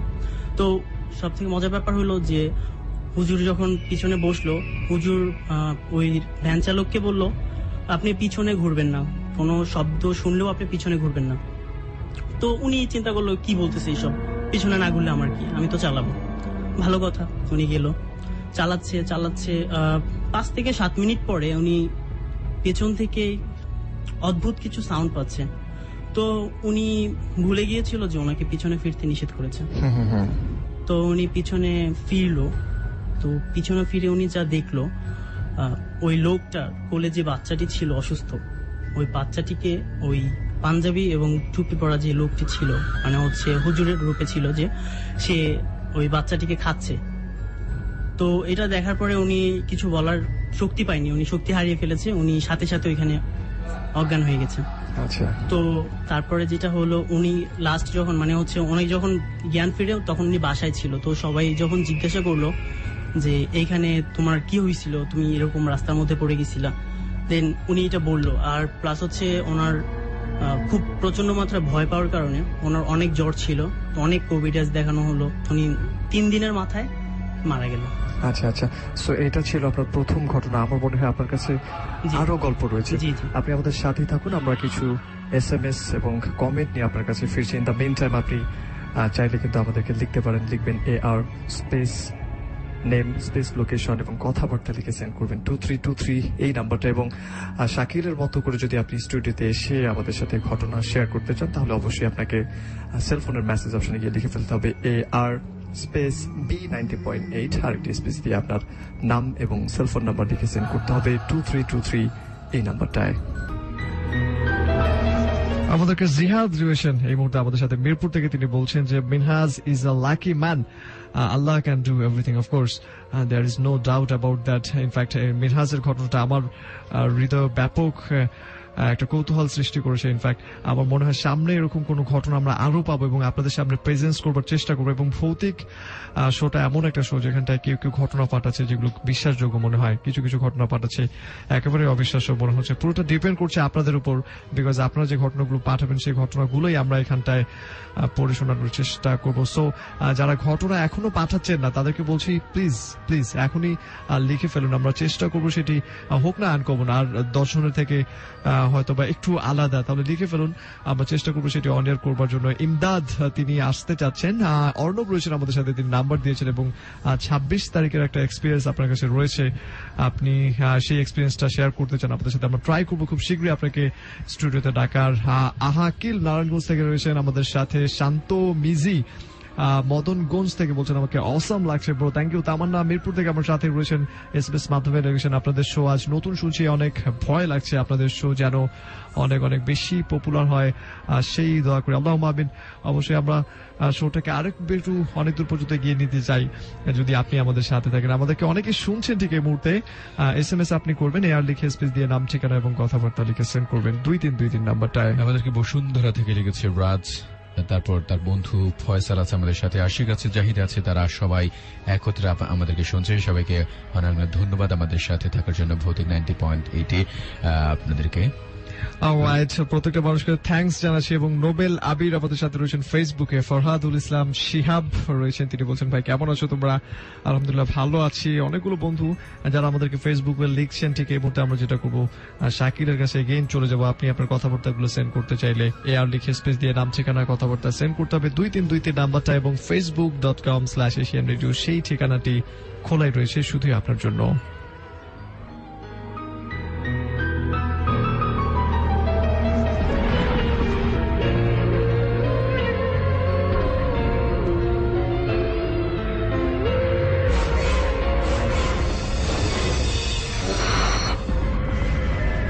অলরাইট, এ পর্যায়ে আমরা চলে যাব শাকিলের কাছে এবং তার কাছ থেকে আমরা শুনবো তার দ্বিতীয় ঘটনাটি। আপনি যদি শাকিলের মতো করে স্টোরিতে এসে আপনার ঘটনা শেয়ার করতে চান শুধুমাত্র ভৌতিকের লিসারদের জন্য, তাহলে অবশ্যই আপনাকে সেলফোনের মেসেজ অপশনটা গিয়ে লিখে ফেলতে হবে AR স্পেস দিয়ে লিখতে হবে B90.8, আরেকটি স্পেস দিয়ে আপনার নাম এবং সেলফোন নাম্বার লিখে সেন্ড করতে হবে 2323 এই নাম্বারটায়। ধন্যবাদ ভাইয়া। তো আমার দ্বিতীয় গল্পটি যেটি হচ্ছে সেটি হচ্ছে আমার নানু বাড়ি নিয়ে। তো আমাদের নানুদের এখন যে বাড়িটি, তো ওই বাড়িটি হচ্ছে যখন মানে হচ্ছে ওইটা ইংরেজদের আমলের, তো তখন ইংরেজরা যখন শাসন করত তখন ওই জমিটি ইংরেজদের ছিল। তো আমাদের নানুদের যে বাড়িটি, প্রথমে আমি বলে নিচ্ছি বাড়িটির পজিশনটা কেমন। নানুদের বাড়িটির পিছনে হচ্ছে ছোট বাঁশঝাড় আছে, বাঁশঝাড়ের পেছনে পুকুর। তো ছোটবেলা থেকেই শুনে আসছি ওই বাঁশঝাড় এবং পুকুর খুবই খারাপ, মানে হচ্ছে ওখানে অনেকে অনেক কিছু দেখেছে। আচ্ছা, তো যাই হোক, নানুদের বাসার কাজ করতো, মানে হচ্ছে নানুদের ছোটখাটো কাজগুলো করে দিত এমন একজন লোক, তাকে নানুরা ছোট একটি ঘর বানিয়ে দিয়েছে পুকুরের পাড়ে, ছোট্ট একটি ঘর। তো উনি সাধারণত কাঠের কাজ করতো, মিলে কাঠ কাটতো। তো উনি আমাদের নানুদের বাসার পিছনে ওই বাঁশঝাড়ের একটু সামনে তো ছোট ঘরে থাকতো। আচ্ছা, তো একদিন মানে হচ্ছে পুরো ঘটনাটা ঘটার পরে তার কাছ থেকে এই ঘটনাটি আমরা জানতে পারি। জি জি জি। তো সে স্বপ্ন দেখতো একটা মহিলা কাঁদছে, তাকে খুব জোর করে বলছে ওই বাঁশঝাড়ে স্বর্ণ লুকানো আছে কলসির মধ্যে, তো ওগুলো নিয়ে আসতে। মহিলা খুব কাঁদতো। তো একদিন, 2 দিন, 3 দিন, তো একটা সময় সে অতিষ্ঠ হয়ে সে আর পারছে না থাকতে, তো সে অতিষ্ঠ হয়ে ওইখানে গেল, গিয়ে ওইখানে ঘোরাঘুরি করতো। তো নানু ব্যাপারটা খেয়াল করলো, তো তাকে জিজ্ঞেস করলো যে হঠাৎ তুই বাঁশঝাড়ে এত ঘোরাঘুরি করতেছিস কেন? প্রতিদিন সকালে উনি ওইখানে চলে যেত। তো যাই হোক, তো হঠাৎ করে আমরা একদিন জানতে পারি, নানুরা জানতে পারে যে ওদের গ্রামের আর্থিক অবস্থা তেমন ভালো ছিল না। তো শুনতে পারে যে ও কাজ ছেড়ে দিবে। আচ্ছা, তো কেন ছাড়বে কিছু বলেনি। তো তারপরে জানা গেল যে ওর গ্রামের বাড়িতে ও বাড়ি ঘর করছে নিজেদের, মানে হচ্ছে আস্তে আস্তে ওর আর্থিক অবস্থা ভালো হয়ে গেছে। তো নানু তো তখনও কিছু বুঝতে পারেনি। তো যাই হোক, ও আমাদের কাছ থেকে মানে হচ্ছে নানুদের কাছ থেকে চলে যাবে, সে আর কাজ করবে না, আমাদের এখানে চলে যাবে, ভালো কথা। তো চলে যাওয়ার 2 থেকে 3 দিন আগে হঠাৎ করে সমিলে যখন উনি কাজ করতে গেল, তার 2টা পা কেটে গেছে। আচ্ছা, ওই লোকটা যখন কাজ করতে যায় সমিলে, আচ্ছা, তার পা কেটে গেছে। ওকে, আমি ঠিক কিছুক্ষণ আগে, সরি, যে উনি, আমার মনে হচ্ছে কিছুক্ষণ আগে উনি চলে গেছেন ওনার বাসায়, তারপরে কাজটা কন্টিনিউ করতেন উনি নাকি? না, উনি হচ্ছে আমাদের বাসার পেছনে যে থাকতো, মানে হচ্ছে আমরা জানতে পারি যে ওনার গ্রামের বাড়িতে উনি বাড়ি করছে, মানে হচ্ছে ওনাদের তেমন আর্থিক অবস্থা ভালো ছিল না, নিজে বাড়ি করেছে। আচ্ছা, তো তারপরে সে আমাদেরকে জানিয়ে দিল যে সে চলে যাবে, আর কাজ করবে না আমাদের এখানে। বাট ততক্ষণ যায় নাই উনি? না, যায়নি, সে এখান থেকে সব। ওকে, দেন আমরা তারপরে শুনি। তো তারপর তো তার পা কেটে গেল। তো এটা নিয়ে আসলে হচ্ছে কিভাবে কাটলো ও কখনো কাউকে বলেও নেই, আর অনেকে জানতে চেয়েছে বাট বলেনি। ও সমিলে তখন একা ছিল। আচ্ছা, তো যাই হোক, ওকে যখন ধরে এনে মানে হচ্ছে সবাই মিলে হসপিটালে নিল, হসপিটাল থেকে ওর যে ছোট্ট রুমটি ছিল ওইখানে নিয়ে আসা হলো। তো একদিন নানু, ওদের ফ্যামিলিতে খবর দেওয়া হলো। তো নানু গিয়ে জিজ্ঞেস করলো যে আচ্ছা কি হয়েছে, আমার সত্য করে বলো তো কি হয়েছে, হঠাৎ করে তুমি চলে যেতে চাচ্ছ, তোমার পা কেটে গেল, তুমি বাঁশবাগানে ঘোরাঘুরি করতাম, আসলে কি হয়েছে বলো। তো সে হাউমাউ করে কান্নাকাটি শুরু করলো। দেন নানুকে বলল যে তার স্বপ্নে একজন মহিলা খুব কান্নাকাটি করে তাকে বলতো যে ওই বাঁশবাগানের নিচে আসো, ওইখানে অনেক কিছু পাবা তুমি। তো ওইখান থেকে সে আসলে পেয়েছিল, গোল্ড পেয়েছিল অনেক, একটা হাড়ি খুঁড়ে, মানে হচ্ছে গর্ত করে যখন হাড়ি পেয়েছে, হাড়ির ভিতরে অনেক গোল্ড ছিল। তো ওগুলো দিয়ে ওর, তো নানু জিজ্ঞেস করলো যে তুমি কি ওগুলো সব খরচ করে ফেলছো বা ওগুলো কি সব বিক্রি করে ফেলছো? তো ও বলছে যে না, আসলে আমি বিক্রি করিনি, সব আমার কাছে এখনো আছে। তো নানু বললো যে দেখো, আসলে হচ্ছে যে তোমাকে এগুলো দিয়েছে, হয়তোবা সে চাচ্ছে যে তুমি এগুলো নেও, ঠিক আছে, বাট তুমি এখানে থাকো। আচ্ছা, তুমি যাওয়ার সিদ্ধান্ত নেওয়ার পরে তোমার দুর্ঘটনা ঘটলো। তো এই তো তারপরে তার ফ্যামিলি এসে তাকে নিয়ে গেল, তারপরে আর ওদের সাথে আর কোনো যোগাযোগ হয়নি। আচ্ছা, এরপরে হয়তোবা ইন্টারেস্টিং। আমার মনে হয় আমি যেটা ভাবছিলাম ব্যক্তিগতভাবে যে হয়তোবা লোকটা সেখানেই থাকার সিদ্ধান্ত নিবে এবং তাই সে যেসব হীরা রত্ন বা গোল্ড পেয়েছিল সে সবকিছু এনজয় করবে। Anyways, thank you so much. ব্যাপারটা খুব বেশি ইন্টারেস্টিং ছিল। লোভের কাছে তিনি হার মানেন নাই। থ্যাংক ইউ শাকিল আপনাকে স্টুডিওতে এসে। জি,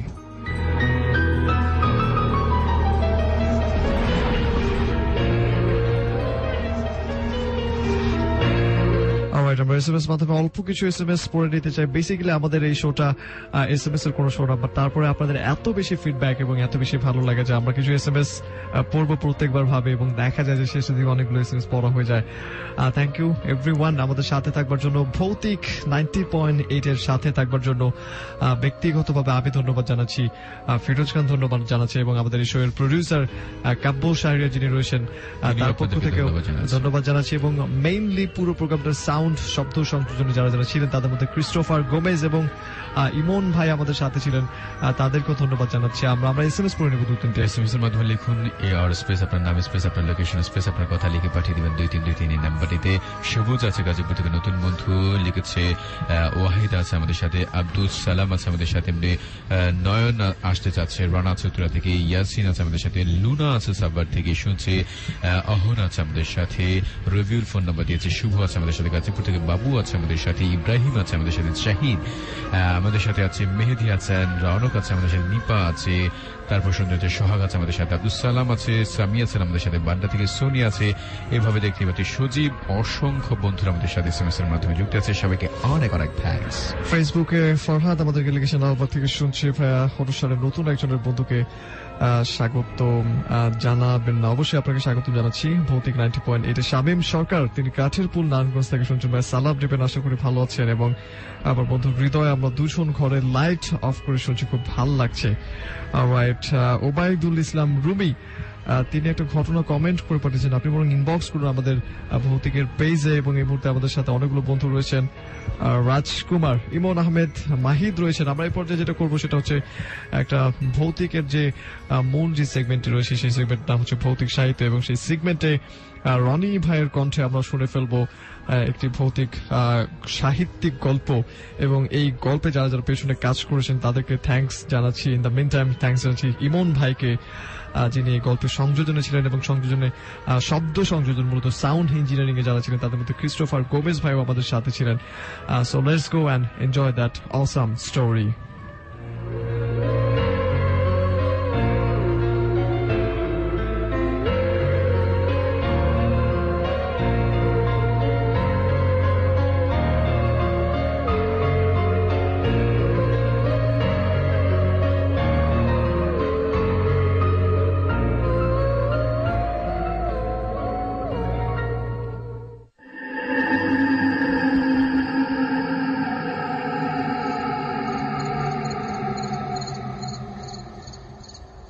ঝুলন পূর্ণিমার রাতে গঞ্জের মেলায় ছোট মামার সঙ্গে কলকাতায় যাত্রা দেখতে গিয়েছিলাম।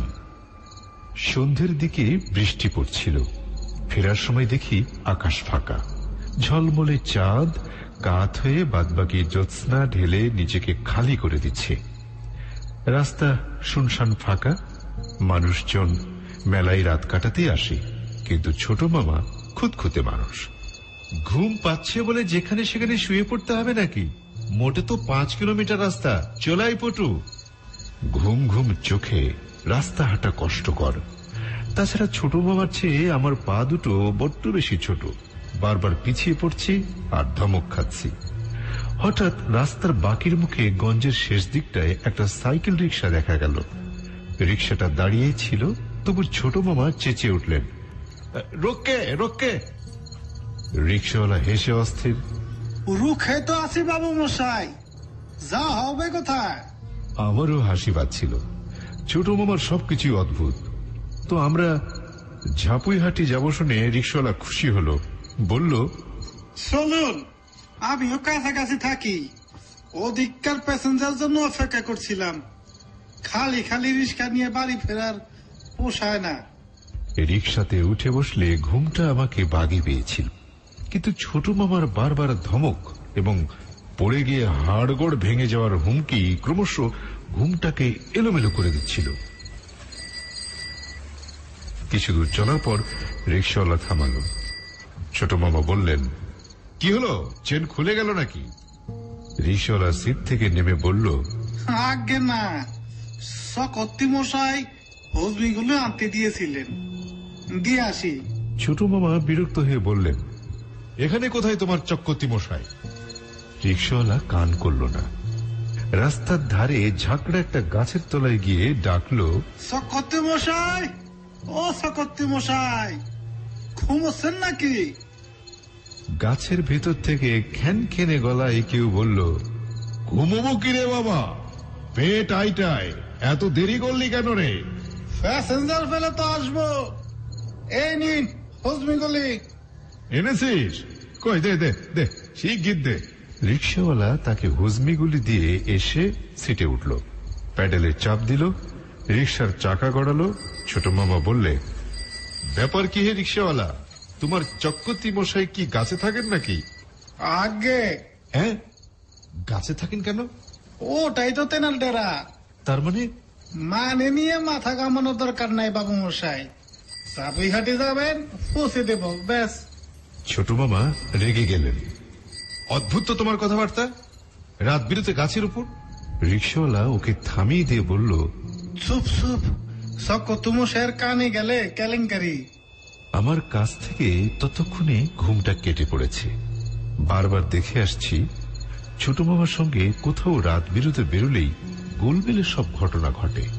বুঝতে পারি না রাত এলেই কেন পৃথিবীটা অন্যরকম হয়ে যায়, নাকি ছোট মামার ভুলেই রাতটা গোলমেলে হয়ে যায়। কিন্তু তারপর তো ছোট মামা চলে আয় বটু বলে শেষ পর্যন্ত উধাও হয়ে যান। ধাক্কাটা সামলাতে হয় আমাকেই। এবার কতদূর গড়াবে কে জানে। বুক টিপটিপ করতে লাগলো।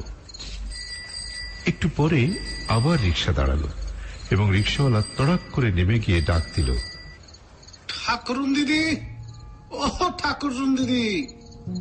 একটা শুকনো গাছের ডাল থেকে নেমে সাদা কাপড় পরা কেউ এগিয়ে গিয়ে এলো। গোতো এলি, কখন থেকে পথের দিকে তাকিয়ে চোখে ব্যথা ধরে গেল, দোক তো এনেছিস তো? না আনলে ডাকছি কেন, এই নিন। দোক্তা নিয়ে ঠাকুরন দিদি নেড়া গাছটার দিকে চলে গেল। ছোট মামা গুম হয়ে বসেছিলেন। বললেন, কোনো মানে হয়? রিক্সাওয়ালা আবার চুপচাপ রিক্সা চালাতে শুরু করল।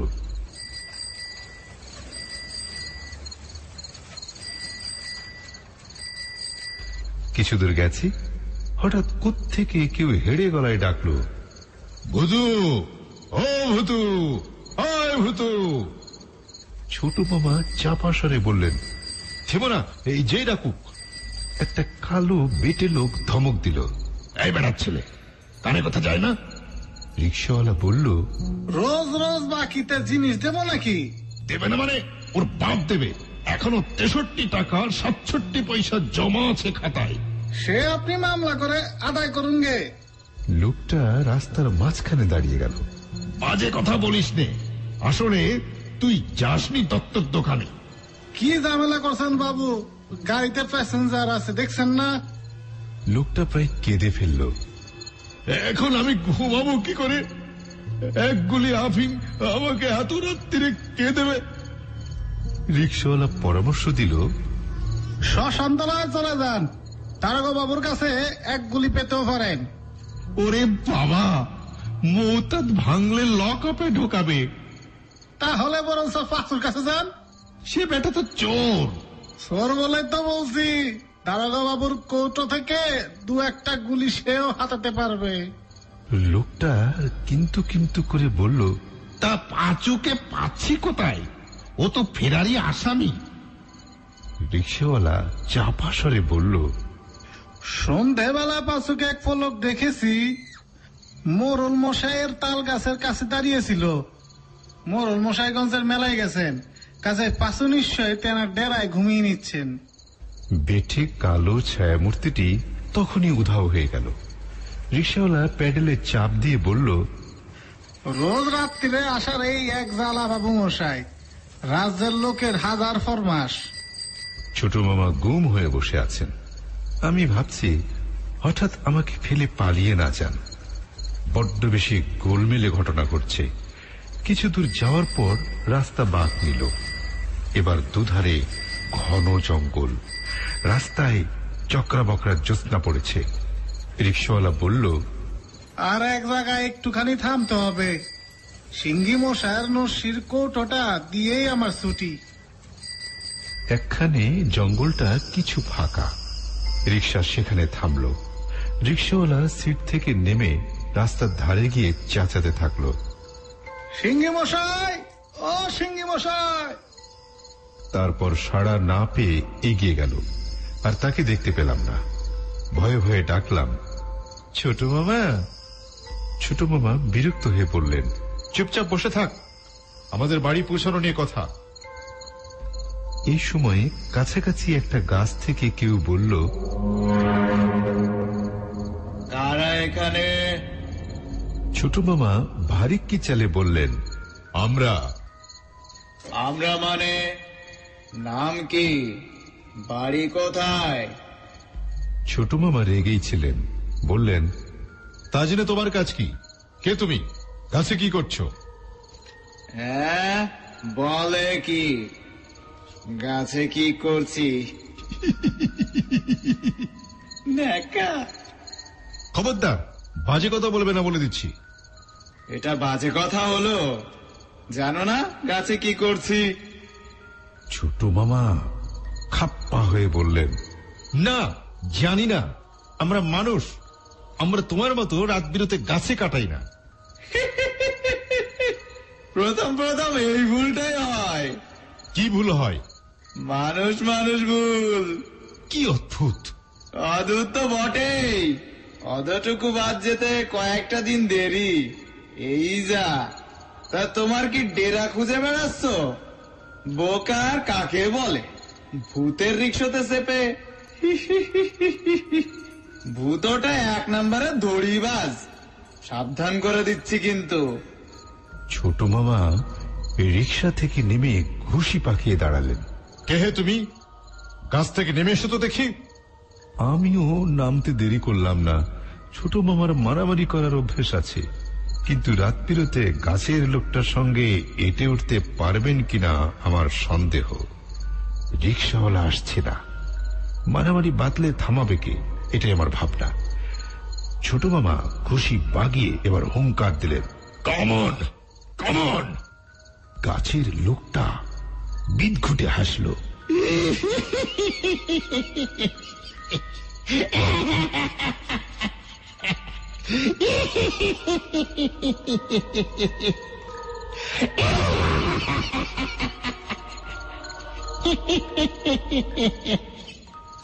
ইংরেজির কি সিরি?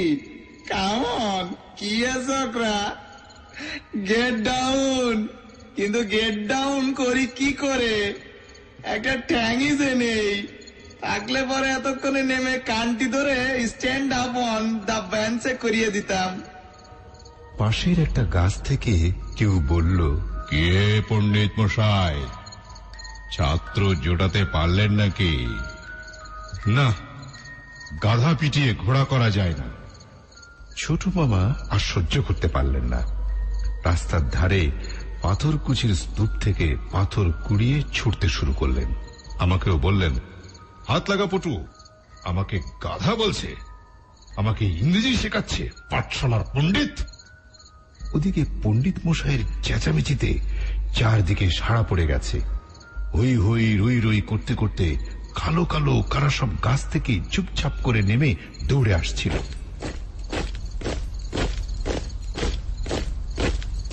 আমি তো ভয়ে প্রায় কেঁদে ফেললাম। ছোট মামা, এবার ছোট মামার চোখে পড়ল ব্যাপারটা। তারপর যা ভেবেছিলাম এবং বরাবর যা ঘটে আসছে তাই হলো। ছোট মামা চলে আয় পুটু বলে রিক্সাওয়ালা যেদিকে গিয়েছিল সেই দিকে দৌড়লেন। আমিও দৌড়লাম, কিন্তু ভাগ্যিস ছোট মামা হোঁচট খেয়ে পড়ে গিয়েছিলেন, তাই সঙ্গ পাওয়া গেল। জ্যোৎস্নায় একটা ভাঙাচোরা দালান বাড়ি দেখা যাচ্ছিল। বাড়ির দরজায় ছোট মামা ধাক্কা দিতে লাগলেন। একটু পরে ভেতর থেকে সাড়া এলো। কে? ছোট মামা ব্যস্তভাবে বললেন, আমরা খুব বিপদে পড়েছি, দয়া করে দরজা খুলুন। কি বিপদ? কারা আমাদের তাড়া করেছে। তারা কারা?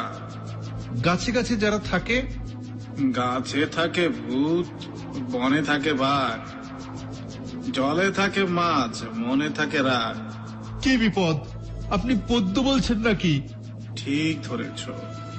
কেমন হয়েছে পদ্যটা বলো তো? খুব ভালো, দয়া করে এবার দরজা খুলুন, ওরা আসছে। খরার যদি পারে ডিম, জলে যদি জলে পিদিম, বলো তো তবে অত কিম। ছোট মামার পদ্য লেখার বাতিক ছিল, বলে দিলেন, জাম গাছে ফলবে শিম। খাসা খাসা, স্বাগত সুস্বাগত। দরজা খুলে গেল। ছোট মামা বললেন, আলো নেই কেন? আলো জ্বালুন। যত বড় কবি তুই হোস না, যদি না বাসিস ভালো জোসনা, থেকে যাবে কত আফসোস না, তাই বলি চুপ করে বস না। ভদ্রলোক বাইরের দরজা বন্ধ করে দিলেন। জানালা গলিয়ে জ্যোৎস্না এসে ঘরে ঢুকলো। আচ্ছা, দেখা যাচ্ছিল ওকে, ঢেঙ্গা, বড় বড় চুল, পরনে পাঞ্জাবি পাজামা, হাতে একটা বই বা মোটা খাতা, পাতা উল্টাতে শুরু করলেন। তারপর বললেন, এই পদ্মটা আরো ভালো। একদা এক বাঘের গলায় হার ফুটিয়াছিল, সারস পাখি লম্বা ঠোঁটে হার তুলিয়া দিল। পুরস্কার চাইলে পরে বাঘ রাগিয়া কহে, মুন্ডুখানা ফেরতে পেলি তাই যথেষ্ট নহে।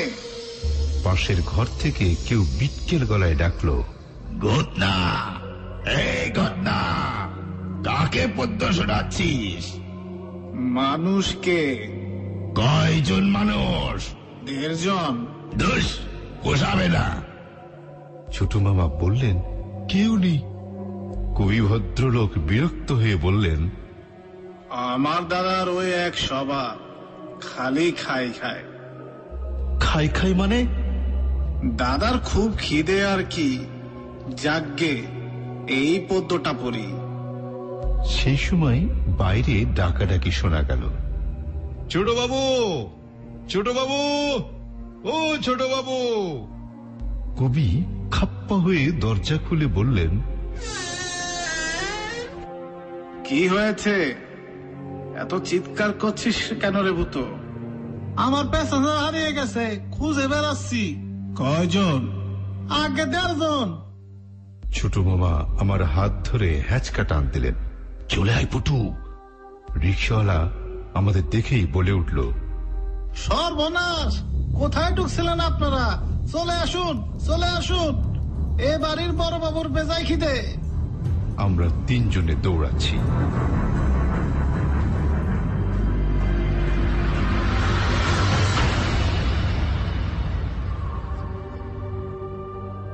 পেছনে কবির করুণ আর্তনাদ কানে আসছে। অত ভালো পদ্মখানা শুনে গেল না, আমার যে আবার মরতে ইচ্ছে করছে গো।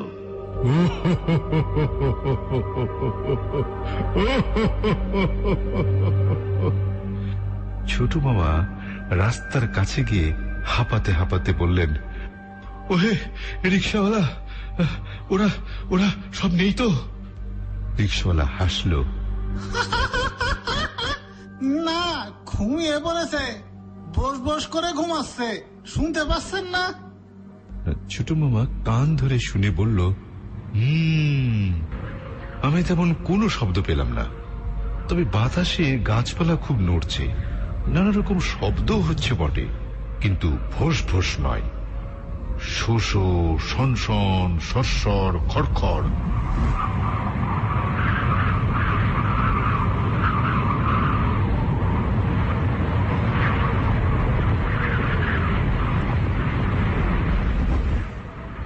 কি জানে বাবা কি। এবার আর কোনো গন্ডগোল হলো না। আমাদের গায়ের মোড়ে পৌঁছে দিয়ে রিকশাওয়ালা ভাড়া মিটিয়ে নিল। ছোট মামা জিজ্ঞেস করলেন, তুমি কোন গাছে থাকো হে? রিকশাওয়ালা বেজায় হেসে বলল,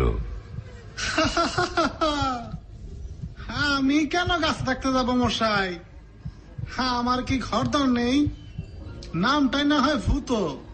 রাত বিরেতে রিক্সা চালাই বলে তিনাদের সঙ্গে চেনা জানা হয়েছে। ছোট মামা সন্দিগ্ধ স্বরে বললেন, তুমি মানুষ? আগে হ্যাঁ, 16 আনা মানুষ। এ কথা বলে সে শেষ রাতের জ্যোৎস্নায় রিক্সা চালিয়ে কালো হতে হতে দূরে মিলিয়ে গেল।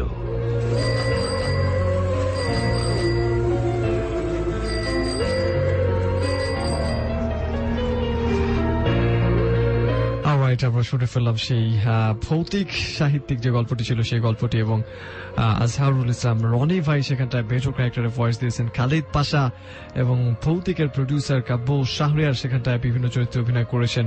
আজকের মতো সময়টা শেষ এবং